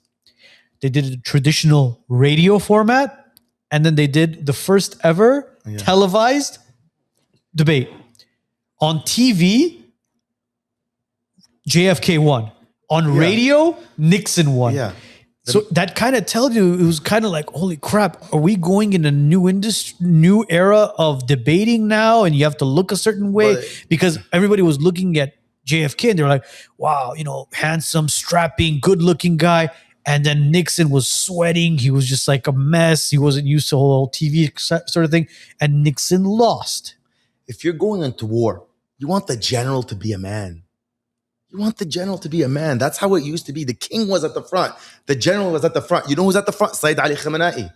You know who's at the front? Sayyid Hassan in Lebanon. Why are they the monsters? Why isn't Trump at the front? It seems like a ridiculous question, but that's how all wars were always fought. They were at the front. And I'm going to ask you something. What's his name? Trump, when he's talking about the people, the soldiers that were killed, and then or Charlie Kirk when he was killed, he just moves on and he goes on to something else and he makes some dumb joke. Sayyid Hassan, who we call a monster, when his son was killed fighting, he put his son on the line to fight Zionism. And when his son was killed, you know what he said? He's like, finally, when I enter the homes of parents who lost their sons fighting this war, I don't have to look at the ground. I can at least look at them in the eye. Because before I was embarrassed to even look at them. They sacrificed for this cause, whereas I haven't. You're going to compare this leader with what Trump? I want to see Jared Kushner go. No way, man. No, but you see, why are they the bad guys? Oh, yeah, I'd pay for that. Why is Jared Kushner even going there to negotiate anything? Because he's the new Epstein. You think there's one Epstein in this world? You think there's one Epstein? Jared is the clean-cut Epstein. You think there's one of these guys? Witkoff. These people, there's many of them, and they're all operating. Epstein was one, and they have, unfortunately, I don't think change is done a lot by popular masses. Yeah, but Epstein I think was a lot of time is like done infighting by the upper classes. But Epstein was a Mossad, or allegedly a Mossad agent who infiltrated the American political government. He was American. He was an American. But guess what? The American ambassador in Israel is sitting with who? Bro, who's he sitting with? Who? Huckabee. Who is he sitting with? Tucker. Not Tucker. Before that, with the Israeli American citizen who was spying on America. And he was sitting with him in the American embassy in Israel. Jeffrey Epstein. What's his name? Do you guys know that name of that guy that sold the nuclear weapons of America to Israel? He's an American. And he did 30 years in jail here. He was released. He went to Israel, and then Mike Huckabee Joe- went and sits with him. That's we not look that up? treacherous? Who was that? What was that guy's name again? Really quickly, just Google it. No, you don't need to put it on the screen. You don't need to put it on the screen. Just Google. Oh my God, what was his name, bro? It was literally on the tip of my tongue. Type in served 30 years selling weapons to Israel. Just write the American biggest spy. It'll come up. America's biggest secret spy. America's spy sold Trader. America's biggest trader. I know who you're talking about. Hold on 1 second.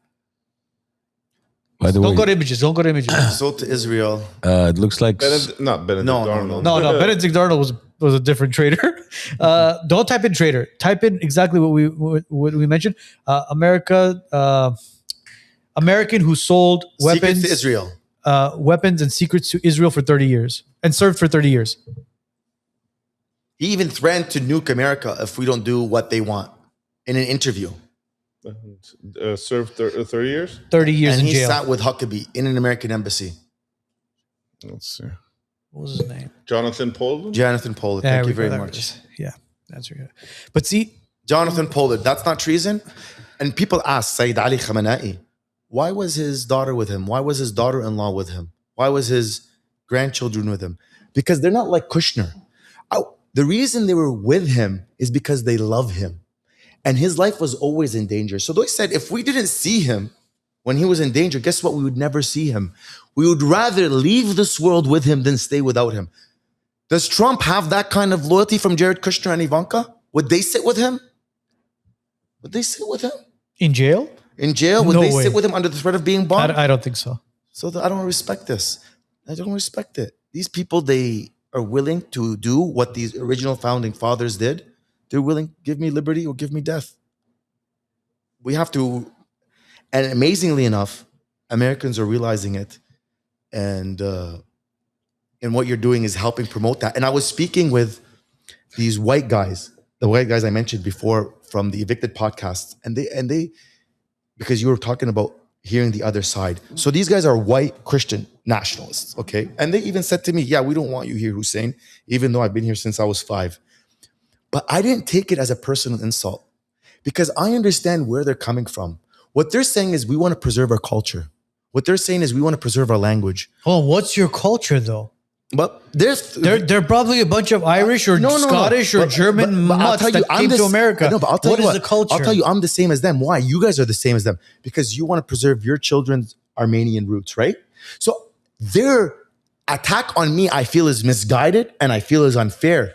But below that, because I'm not going to take it as a personal insult. I understand their perspective, and guess what ended up happening? We had a beautiful conversation.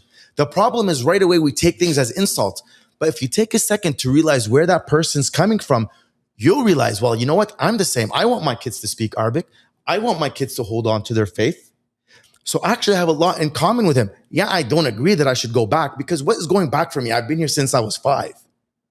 Like when I go there, guess what? Bro, you lived most of your life here than you have in Lebanon. Exactly. So like, but I think what I'm just saying you have to always be understanding. Don't take it as a personal insult when someone disagrees with you. Because if you only know your side of an argument, then you don't even know. It's not a you don't know much of it at all. You know, it's not a personal insult, but it's kind of like bringing him back to reality. Kind of like where he says, "We want to preserve all our culture. We want you to go back." It's like, all right, you want to preserve your culture, right? Let's go back 100 years. Let's go back 200 years. Where are your ancestors from? Why didn't your ancestors preserve the German culture, the Scottish culture, the Irish culture, the Italian culture? Bro, these guys are all mutts, man. And look, we live in I'm going to say it. We live in the greatest country in the world. I myself, Armun, Joe, we all identify as Armenians, but we're Americans at the end of the day because we've lived most of our life here. I mean, Joe was born here. Joe is the only one that could actually run for president. Pretty much, they call me Tegati in Armenian. But our heart, our soul is Armenian. Yeah. We want our children to speak Armenian. We want our children to understand our culture, our faith, our beliefs, our morals, our values, our principles. We want all that. Why? Because we understand how important what our people have gone through and like the history behind our culture. But I don't think that's what they're referring to. I don't know. I think they're more referring to. No, they were telling him to leave the country. But on a foundational level, they're just talking about preserving what their because background is, and the same way I do. I disagree for all the reasons that you said, but I'm just saying I understand their perspective because I want to do the same. No, they want what they want. Again, I don't know who these guys are, but They want to eat cheeseburgers and hot dogs and watch baseball. That's what they want. No. But look, for example, go to some of these European countries. Go to London today. Okay, go to London. See how many foreigners have assimilated to the British culture. Okay, not very many of them. I think that's what they're referring to, because you go over there. I was there recently, but was it 2 summers ago, and I'm walking at the center of London near Harrods, which is the most popular mall in probably all of Europe, maybe. Yeah. And there's people out there with their speakers, singing Arabic and Turkish and everything but English.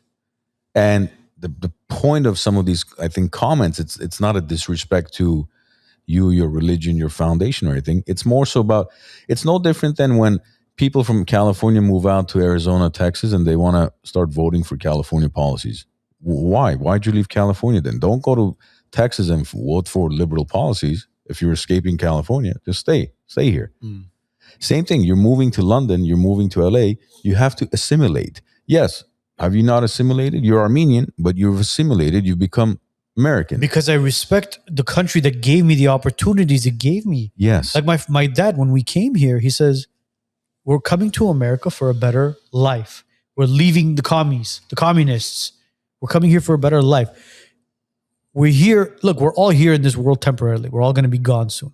But for right now, we're living here. We respect the morals, the values, and the principles of this country and the laws of this country. Yeah, you're able to change certain laws by voting for it. And if you don't like it, then you could leave. But whatever laws and bills, whatever is presented to you for this country, respect it, follow them, and everything will be fine. And thank God, we've done pretty well for ourselves. Some doctors treat pain. Others help you understand it. Dr. Rafi Gureghian has dedicated his career to helping people live stronger, healthier, and more aware of their bodies. His approach goes beyond quick fixes. It's about rebuilding movement, discipline, and mindset. A true professional who's changing the way people think about health and recovery. Presented by the WiseNuts podcast, highlighting leaders who make a difference. When you're involved in an accident, choosing the right attorney is the most important decision you can make. Let us show you why we're different at Megeredchian Law. With 11 attorneys on our team, we're able to go to trial and fight for your case. More important, the pedigree of our firm is customer service, so you always get a call, you always get an update. Lastly, we're results driven. We win. Let us show you how. Call us at 818-530-1300 or bestcaraccidentattorney.com.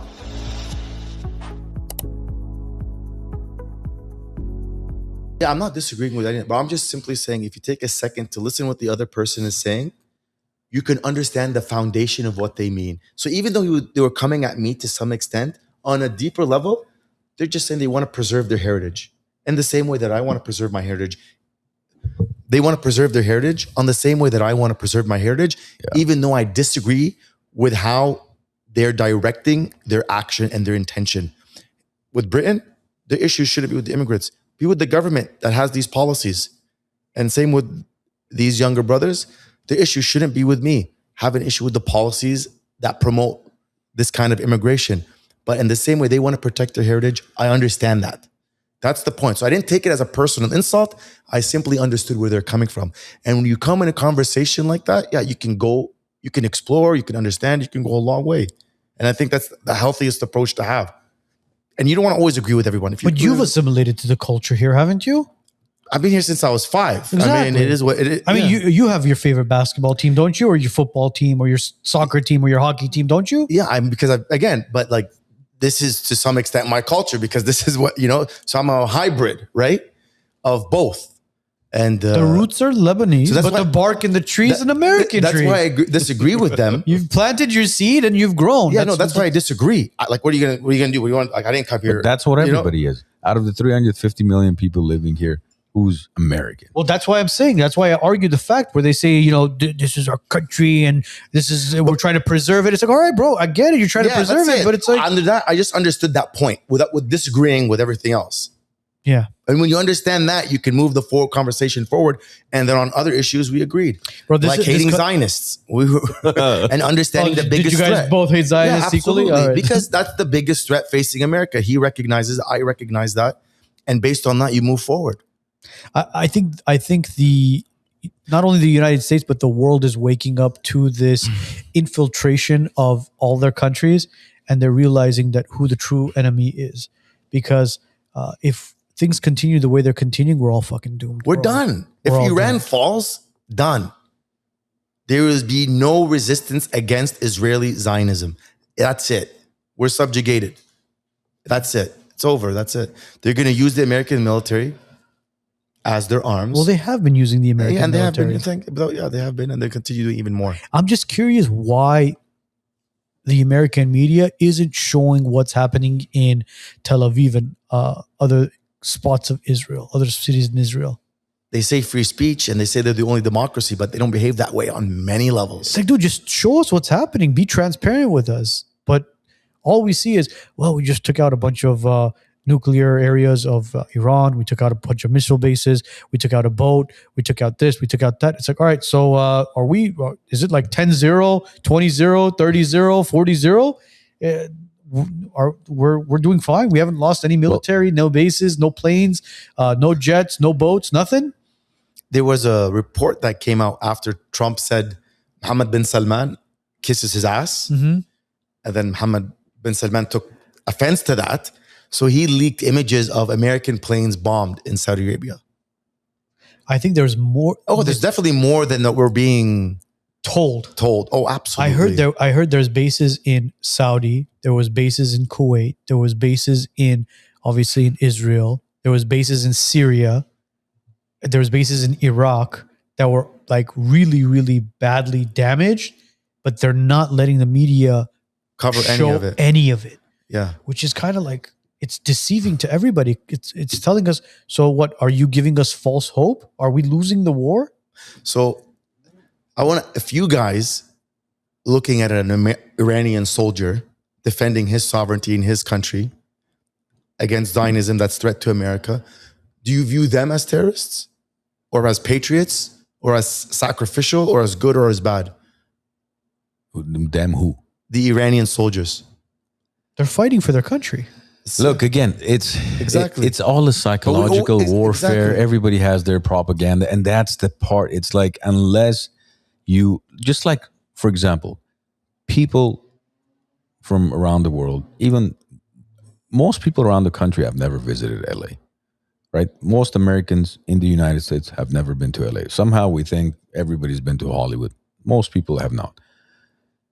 But so they're used to seeing what? They're used to seeing the Hollywood movies, the Chinese theater and the Walk of Fame and everything else that we have in downtown LA. We've been here for 40 years. I've never walked on the Walk of Fame because you just don't want to go walk on the Walk of Fame. It's not a place to be. Well, you don't want to get stabbed. Yeah, but the smell of piss doesn't interest you. Exactly. So, but if you talk to people around the world, man, Hollywood, LA, yeah. Come see it. Come see it for yourself. So my point is, whatever's happening via Iran, Israel, Palestine, anywhere around the world, that's the thing. I don't think we have an idea of truly what's happening. Yeah. What are they fighting for? Who's for it? Who's against it? We see what they want us to see from all sides. And that's the issue. That's where it's like, it's tough to agree. When you ask me, well, do you think the Iranian soldiers, I don't know what they're fighting for, because truly, is that what they're fighting for? Well, technically, they are fighting for their country, but it's like, for the better of what, though? And then you see the people in West Hollywood and in Brentwood with the other Iranian flag, the flag with the lion and the sword. And you go, okay, so these are Iranians as well, and they want the Khamenei out, and they want the Shah back in. And then you go, all right, so let's go over to Telegram. Telegram shows, Telegram is showing that the Islamic Republic of Iran actually wants the Khamenei to remain in power. And then you go to WhatsApp, and then WhatsApp says, no, fuck that guy.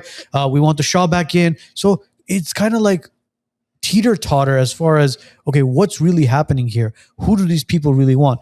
Iran has a population of 92 million people on paper, but on ChatGPT and certain AI outlets, it says 80% of the people want the Khamenei out. And then you look at the news outlets, it says, well, no, actually it's a 50-50 split. And then you look at somewhere else, it says, well, no, it's a 60-40 split. You don't know what to believe anymore. That's why these guys know what they're doing, just like the president, where he's not elected, he's selected. This is all a game that they're playing where they know who will be removed from here and who will be replaced with him and how they'll play this geopolitical bullshit. Like and only the people suffer, unfortunately. Yeah, we're the only ones. Like the cost of our our living cost has skyrocketed because of some fucking war thousands of miles away. For who? Overseas. For who? For who, bro? You know what? Come fix the fucking homeless crisis in Los Angeles, where I don't have to drive past the 405 and see some homeless guy vaccinating his buddy underneath the passage. Come fix that shit. Or my daughter has to go, Papa, why is he living in a tent? Well, you know, he made this little Tents Bob. are cheaper than a mortgage. little Bobby here decided to vaccinate little Timmy over here with a certain substance that was implanted into our system, which got him addicted to that. Like, why? enough problems Why? Why do I have to call the city of Los Angeles and tell them, hey, there's another fucking homeless guy who nailed his tent to my building. Can you come and remove him? He goes, well, is he bothering anybody? No. Has he sprayed any graffiti anywhere? No. Well, if he's not a nuisance, we can't remove him. It's his right to be homeless. Well, don't you remember the interview with Frederick Ross? How he was working with the FBI or CIA? CIA. He didn't even know about it. He didn't even know because unfortunately he was illiterate at the time. He didn't know how to read, and he was basically a plant by the CIA. He was one of the biggest drug lords, and he didn't even know about it. Do you know about the story of Frederick Ross? I heard it on Joe Rogan. Yeah, he was on Rogan. He was on with us as well. Oh, yeah? Yeah, he Okay. was on with us as well. And I'll send you that one. Well, he was on with us first, and then Joe Rogan called us and said, hey, can you hook us up? You connect us I don't with- doubt it. I don't doubt it. But yeah. Oh, man. How long are we in, Joe? We're only in about an hour and 30. We're good, though. Hour 30? I mean, if you guys are up to High it. Guy seems to think we bash Israel way too much. No, High Guy is not High Guy. High Guy is either an Israeli or Azerbaijani, pretending to be high. Well, he's more than welcome to call in, and we can hear his voice, see if he's High Guy or whatever guy he is. What he says that we're bashing I don't Israel understand too this much? joke. What is this? The No, last there's a gorilla lot is more, innocent of any ankle monitor. Oh, that guy. allegations. Oh, Sepp is watching live from a Tarzana Mental Institute. That's very true. Yes. Brother, I'm an outlaw. bro. He's in a straitjacket as he watches us. We have an interesting crowd for you. Typing with his toes. No, you can speak into it now. Yeah, you don't need to. Thanks, got the technology. Oh, geez. When you're involved in an accident, choosing the right attorney is the most important decision you can make. Let us show you why we're different at Megeredchian Law. With 11 attorneys on our team, we're able to go to trial and fight for your case. More important, the pedigree of our firm is customer service, so you always get a call, you always get an update.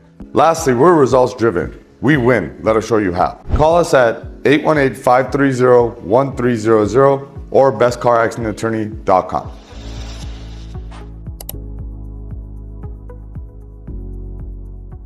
Some doctors treat pain, others help you understand it. Dr. Rafi Gureghian has dedicated his career to helping people live stronger, healthier, and more aware of their bodies. His approach goes beyond quick fixes. It's about rebuilding movement, discipline, and mindset. A true professional who's changing the way people think about health and recovery. Presented by the WiseNuts podcast, highlighting leaders who make a difference. Technology should move your business forward, not hold it back.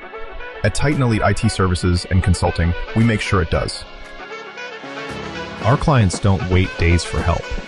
They get real-time answers, fast resolutions, and dedicated support, both on-site and remote. From Los Angeles to Orange and Ventura counties, our coverage is local, statewide, and nationwide. When you need us, we're already on the way. We're not just an MSP. We build with you, from cloud migration to security to every endpoint in your network. At Titan Elite, we don't just solve problems. we prevent them from happening. We become a part of your team and we grow with you. Titan Elite IT Services and Consulting. Strategic, scalable, trusted, and always on. Is there anything that you want to kind of chime in on and cover before we call it a night? Or wait a minute, we put the gas prices thing up. What about that? I mean, we talked about the cost of living. We could Listen, change all gas that. prices doesn't affect me. I fill up $40 regardless. I want the gas prices to rocket.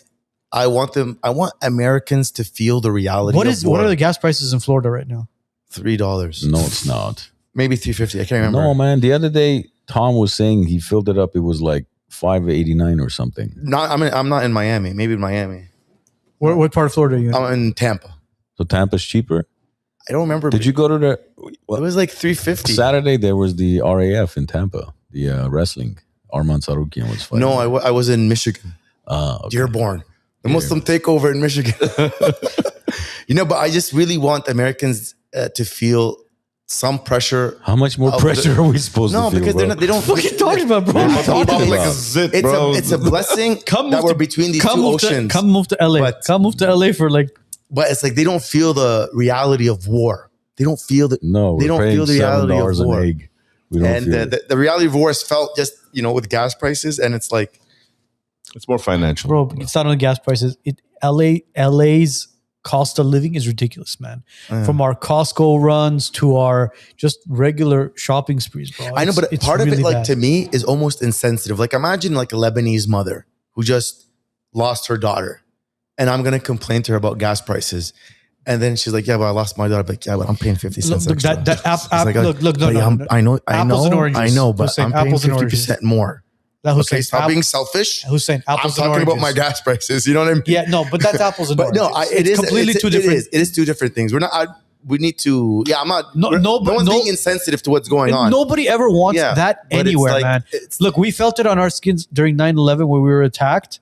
But again, that's another story in its complete own. For me, it's like I want to shift the conversation from the smaller issue, which is gas prices, which is considerable, to the bigger issue is like we're killing people there for Zionists.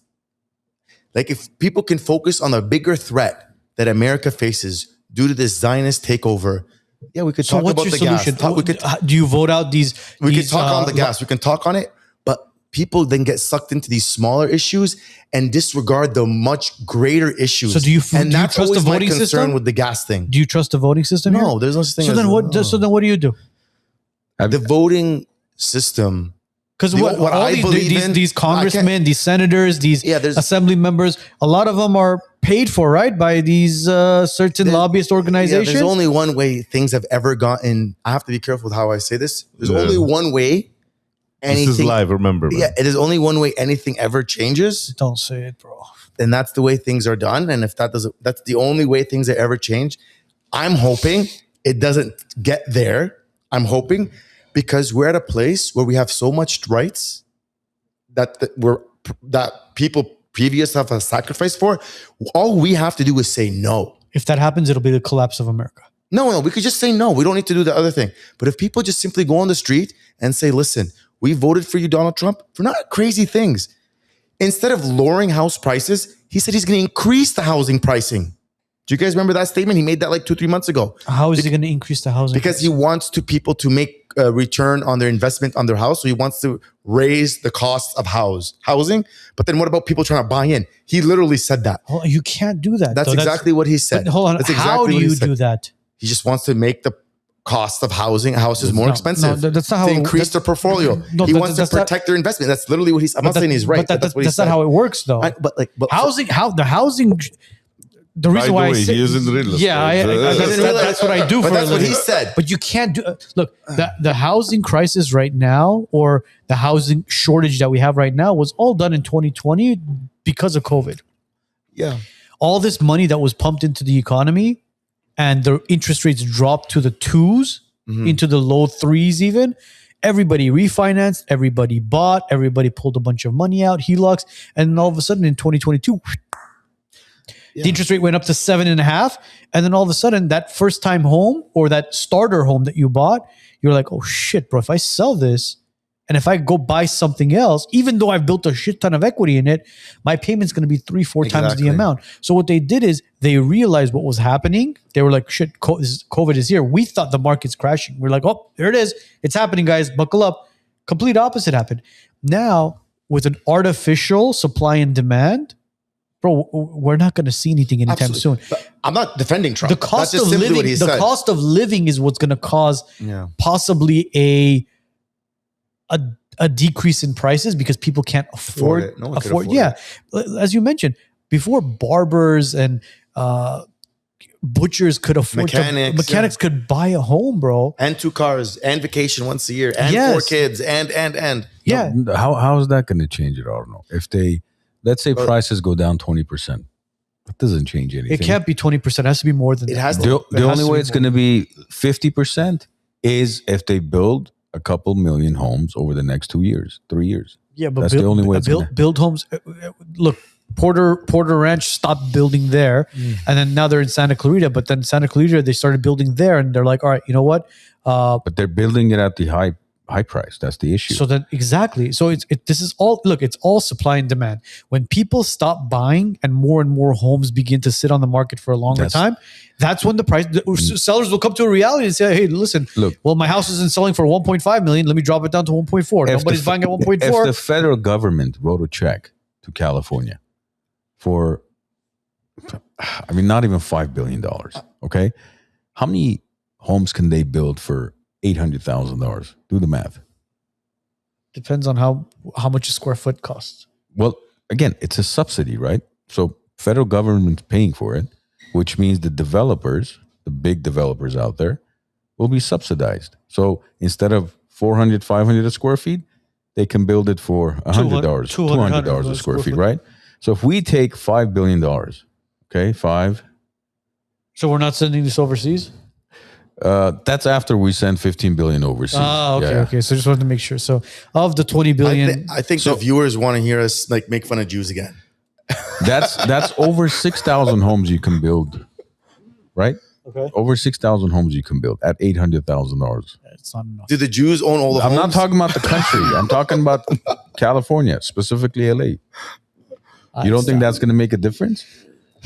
I'm trying, Joseph. I'm trying, brother. The supply and demand is also depending on the area as well. People want to live in specific areas. Okay, so there's a bunch of homes in Lancaster and Palmdale for sale. Why aren't people buying there? Because there's no jobs over there. Bro, I post an ad for a receptionist. I get an application from Lancaster. Wow, jeez. I know. I'm not kidding. And this has been the case for 15 years. Yeah, Lancaster is like a ghetto area of LA, by the way. It's Inland Empire. That's where I belong. That's where you belong? No, that's Ghetto. Is that? No, Antelope Valley. Antelope Valley. Not Inland Empire. Yeah. Antelope Valley. Antelope Valley. But that's the only way it's going to work. Yeah. Otherwise, when you say prices can't go up, they can easily manipulate the prices by what? Giving BlackRock an opportunity to come in. Well, everybody go enjoy your $12 to $13,000 mortgages. I don't know how you guys are paying it. Moving on. You're the real estate. I don't know. You see their bank statements. All right, well, they want to talk about the Zionist movement. No, not just that. What do you think the barrel's going to be? The what? The barrel. Meaning? Every oil per barrel. What the price? Well, everybody was talking about $20 a barrel, right? Or I'm sorry, $200 a barrel. No, Iran said it could go up to 200. They were saying it was going to go up to 200, but it's not. Well, it's not because they're still controlling. They haven't. The only way it was going to go there if they shut down the. Is it Strait of Hormuz or what's it called? Yeah, Strait of Hormuz. The gay of Hormuz. Gay of Hormuz. The bi of Hormuz. Yes. The trans of Hormuz. The LGBT of Hormuz, not the straight. The interesting thing about this war that's different than other wars, going back to propaganda, it's become a meme war. It's a war of memes. And the Iranians are like, they're just winning that battle. The way they're doing these memes and the way they're trolling. But look, I'm seeing it on both ends, though. They're seeing it on both ends. They're trolling Trump. I know, did you hear what the IRGC spokesperson said? But they're doing it to Trump. The IRGC as well, man. But they're not nearly as good. They're not nearly as funny. Go refresh your algorithm. And I've been watching. Go and like the other post and then refresh your algorithm. Have you seen the Lego ones? It'll be hilarious. I saw the spokesperson for the IRGC. He says, "Hey, Trump, you are familiar with this. You are fired. Thank you for paying attention to this matter. And it's just like they're in the meme war, in the trolling war. Did you see the names they're putting on missiles? They put the name of Rachel Corrie, who's an American activist who was killed by Israel. They ran over her body with a bulldozer. And you know who's defending her? Not the American government. On an Iranian missile, they put, in revenge for Rachel Corrie. In revenge for Rachel Corrie. They're defending the memory and the sacrifice of Rachel Corrie. I would love to know how Rachel Corrie's parents feels about that. Look, what that I the would Iranian do, government is defending her honor. what I and would do honoring when her you sacrifice. see those images, They're winning. No, those are real. Those are real. Did you I run a know fact that, yeah. check? No. Did you run it? Because I've seen I did. a dozen images like that where on a missile it says something. This one is real. Even in Iranian. No, this one is real. I run it and it translates into something else. This is like a whole campaign that they're using. What was her name again? Rachel Corrie. She was killed by Israeli bulldozers. They ran over her body when she was protesting outside of a Palestinian home that they're about to demolish. And Iran came out with this missile that said, in revenge for Rachel Corrie. And it's just like they're winning in the troll game. And you don't think they're intentionally doing that no one's too? touching them. Sorry? That's a social media psychological Yeah, war that's what they're doing. Yeah, this right? meme trolling thing is a new aspect of warfare that we've never seen before. Okay, And it's really interesting. It's a meme.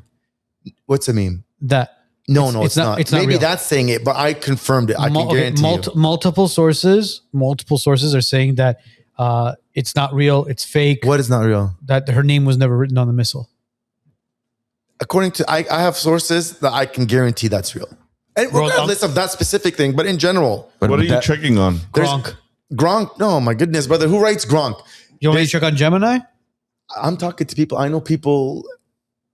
Let's not. Listen, I know. I'm telling you, this thing is confirmed. Because I know apparently I can't check on ChatGPT because ChatGPT is infiltrated as well. But I could Google it in Gemini. They even have other missiles like in revenge for the Epstein victims. In revenge, and this is like a campaign that they're purposely using. I think that's propaganda. No, It's a brother. meme. I'll send you the proof. Please. Joe, are you I able will. to play that Instagram clip? Which one? The one I sent you about the And the thing is, I have You just sent access it? to Middle On Eastern news. WhatsApp. And I have access to news Let me from see. Lebanon. I do as well. We check on our on through our Telegram as well. By the way, follow our X channel. A lot of the stuff is posted on our X and Facebook actually.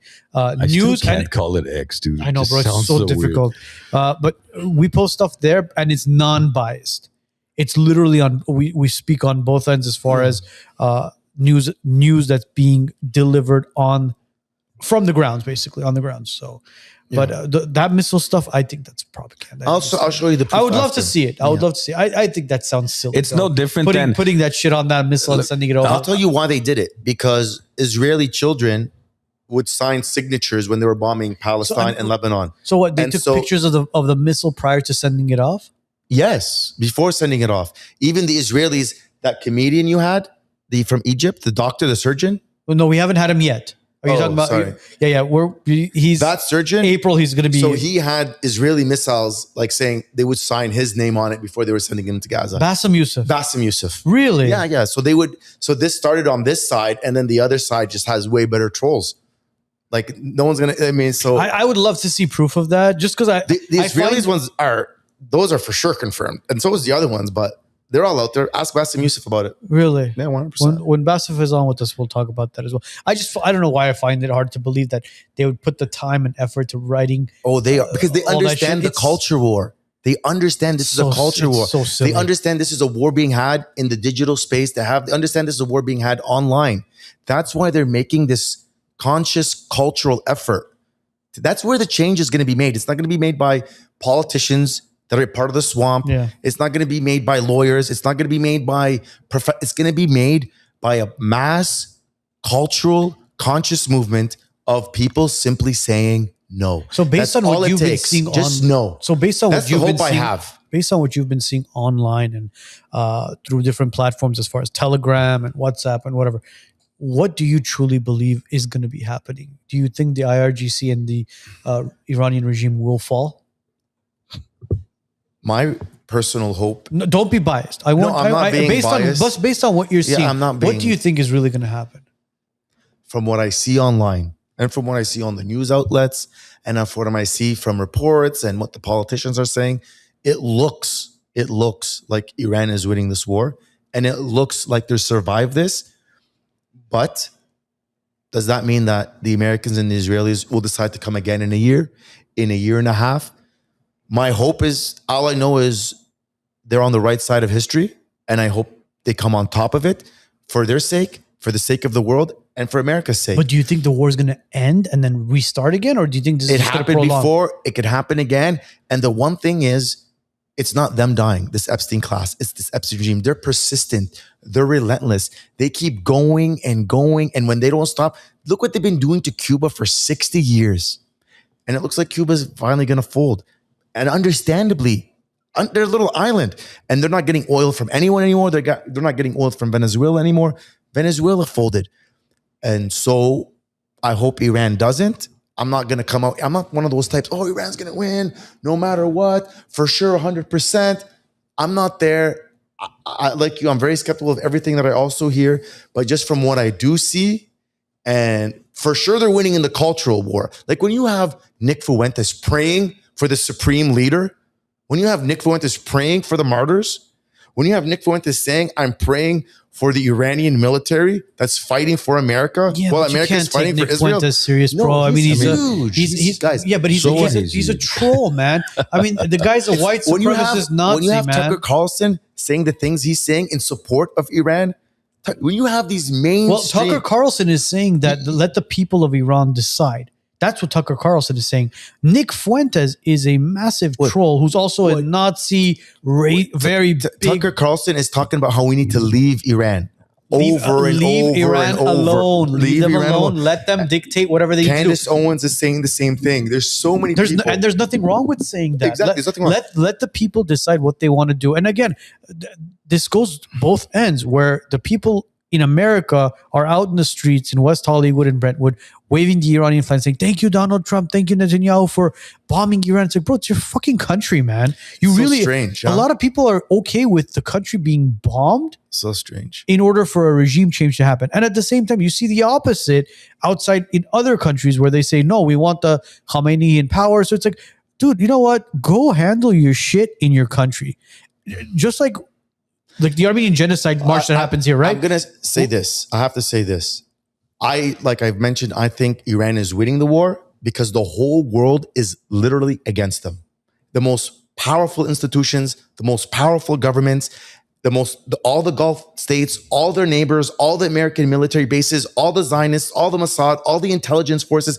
If they also have their population against them, how are they withstanding all this pressure? It's so hard for me to believe that's even kind of close to being possible. Bro, I'm just tired of our money being spent overseas. No, so I think it's like go and handle your stuff. Stop using our military. Stop sending money overseas. The cost of living here is becoming horrendous. Seriously, like things need to chill out here before. Yeah, and that's what Trump promised, and that's what he failed on doing. He's failed. He's decided to become a Zionist puppet, and it's embarrassing. He's embarrassing, and it's no longer cute, and it's no longer funny. Well, it's okay. He's building a ballroom. Embarrassed, yeah. Great point. With a bunker now. Yeah. How did he get those ADU permits? I don't know, but he's building a bunker underneath, so it's like two floors now. Oh, you didn't think the White House had a bunker, huh? No, well, they're updating the bunker now. There's a new bunker being built. He actually mentioned it on Air Force One today. Okay, yeah, that's crazy. That's what we're concerned about, the bunker. Well, I mean, our tax. No, I'm sorry. No tax money was used. This was all donor money. Yeah. Oh, who are the donors? Don't worry about it. Amazing. When I remember him calling them terrorists, and then I was listening to a speech of his, and he's like, I know words. I know a lot of words. Like, that's how he speaks. He knows words. He knows a lot of words. Maybe a 5-year-old says that. And you compare that with Larajani, who is an academic on Kant and a mathematician. It's like, bro, I think he's trolling people when he talks. No, he's not.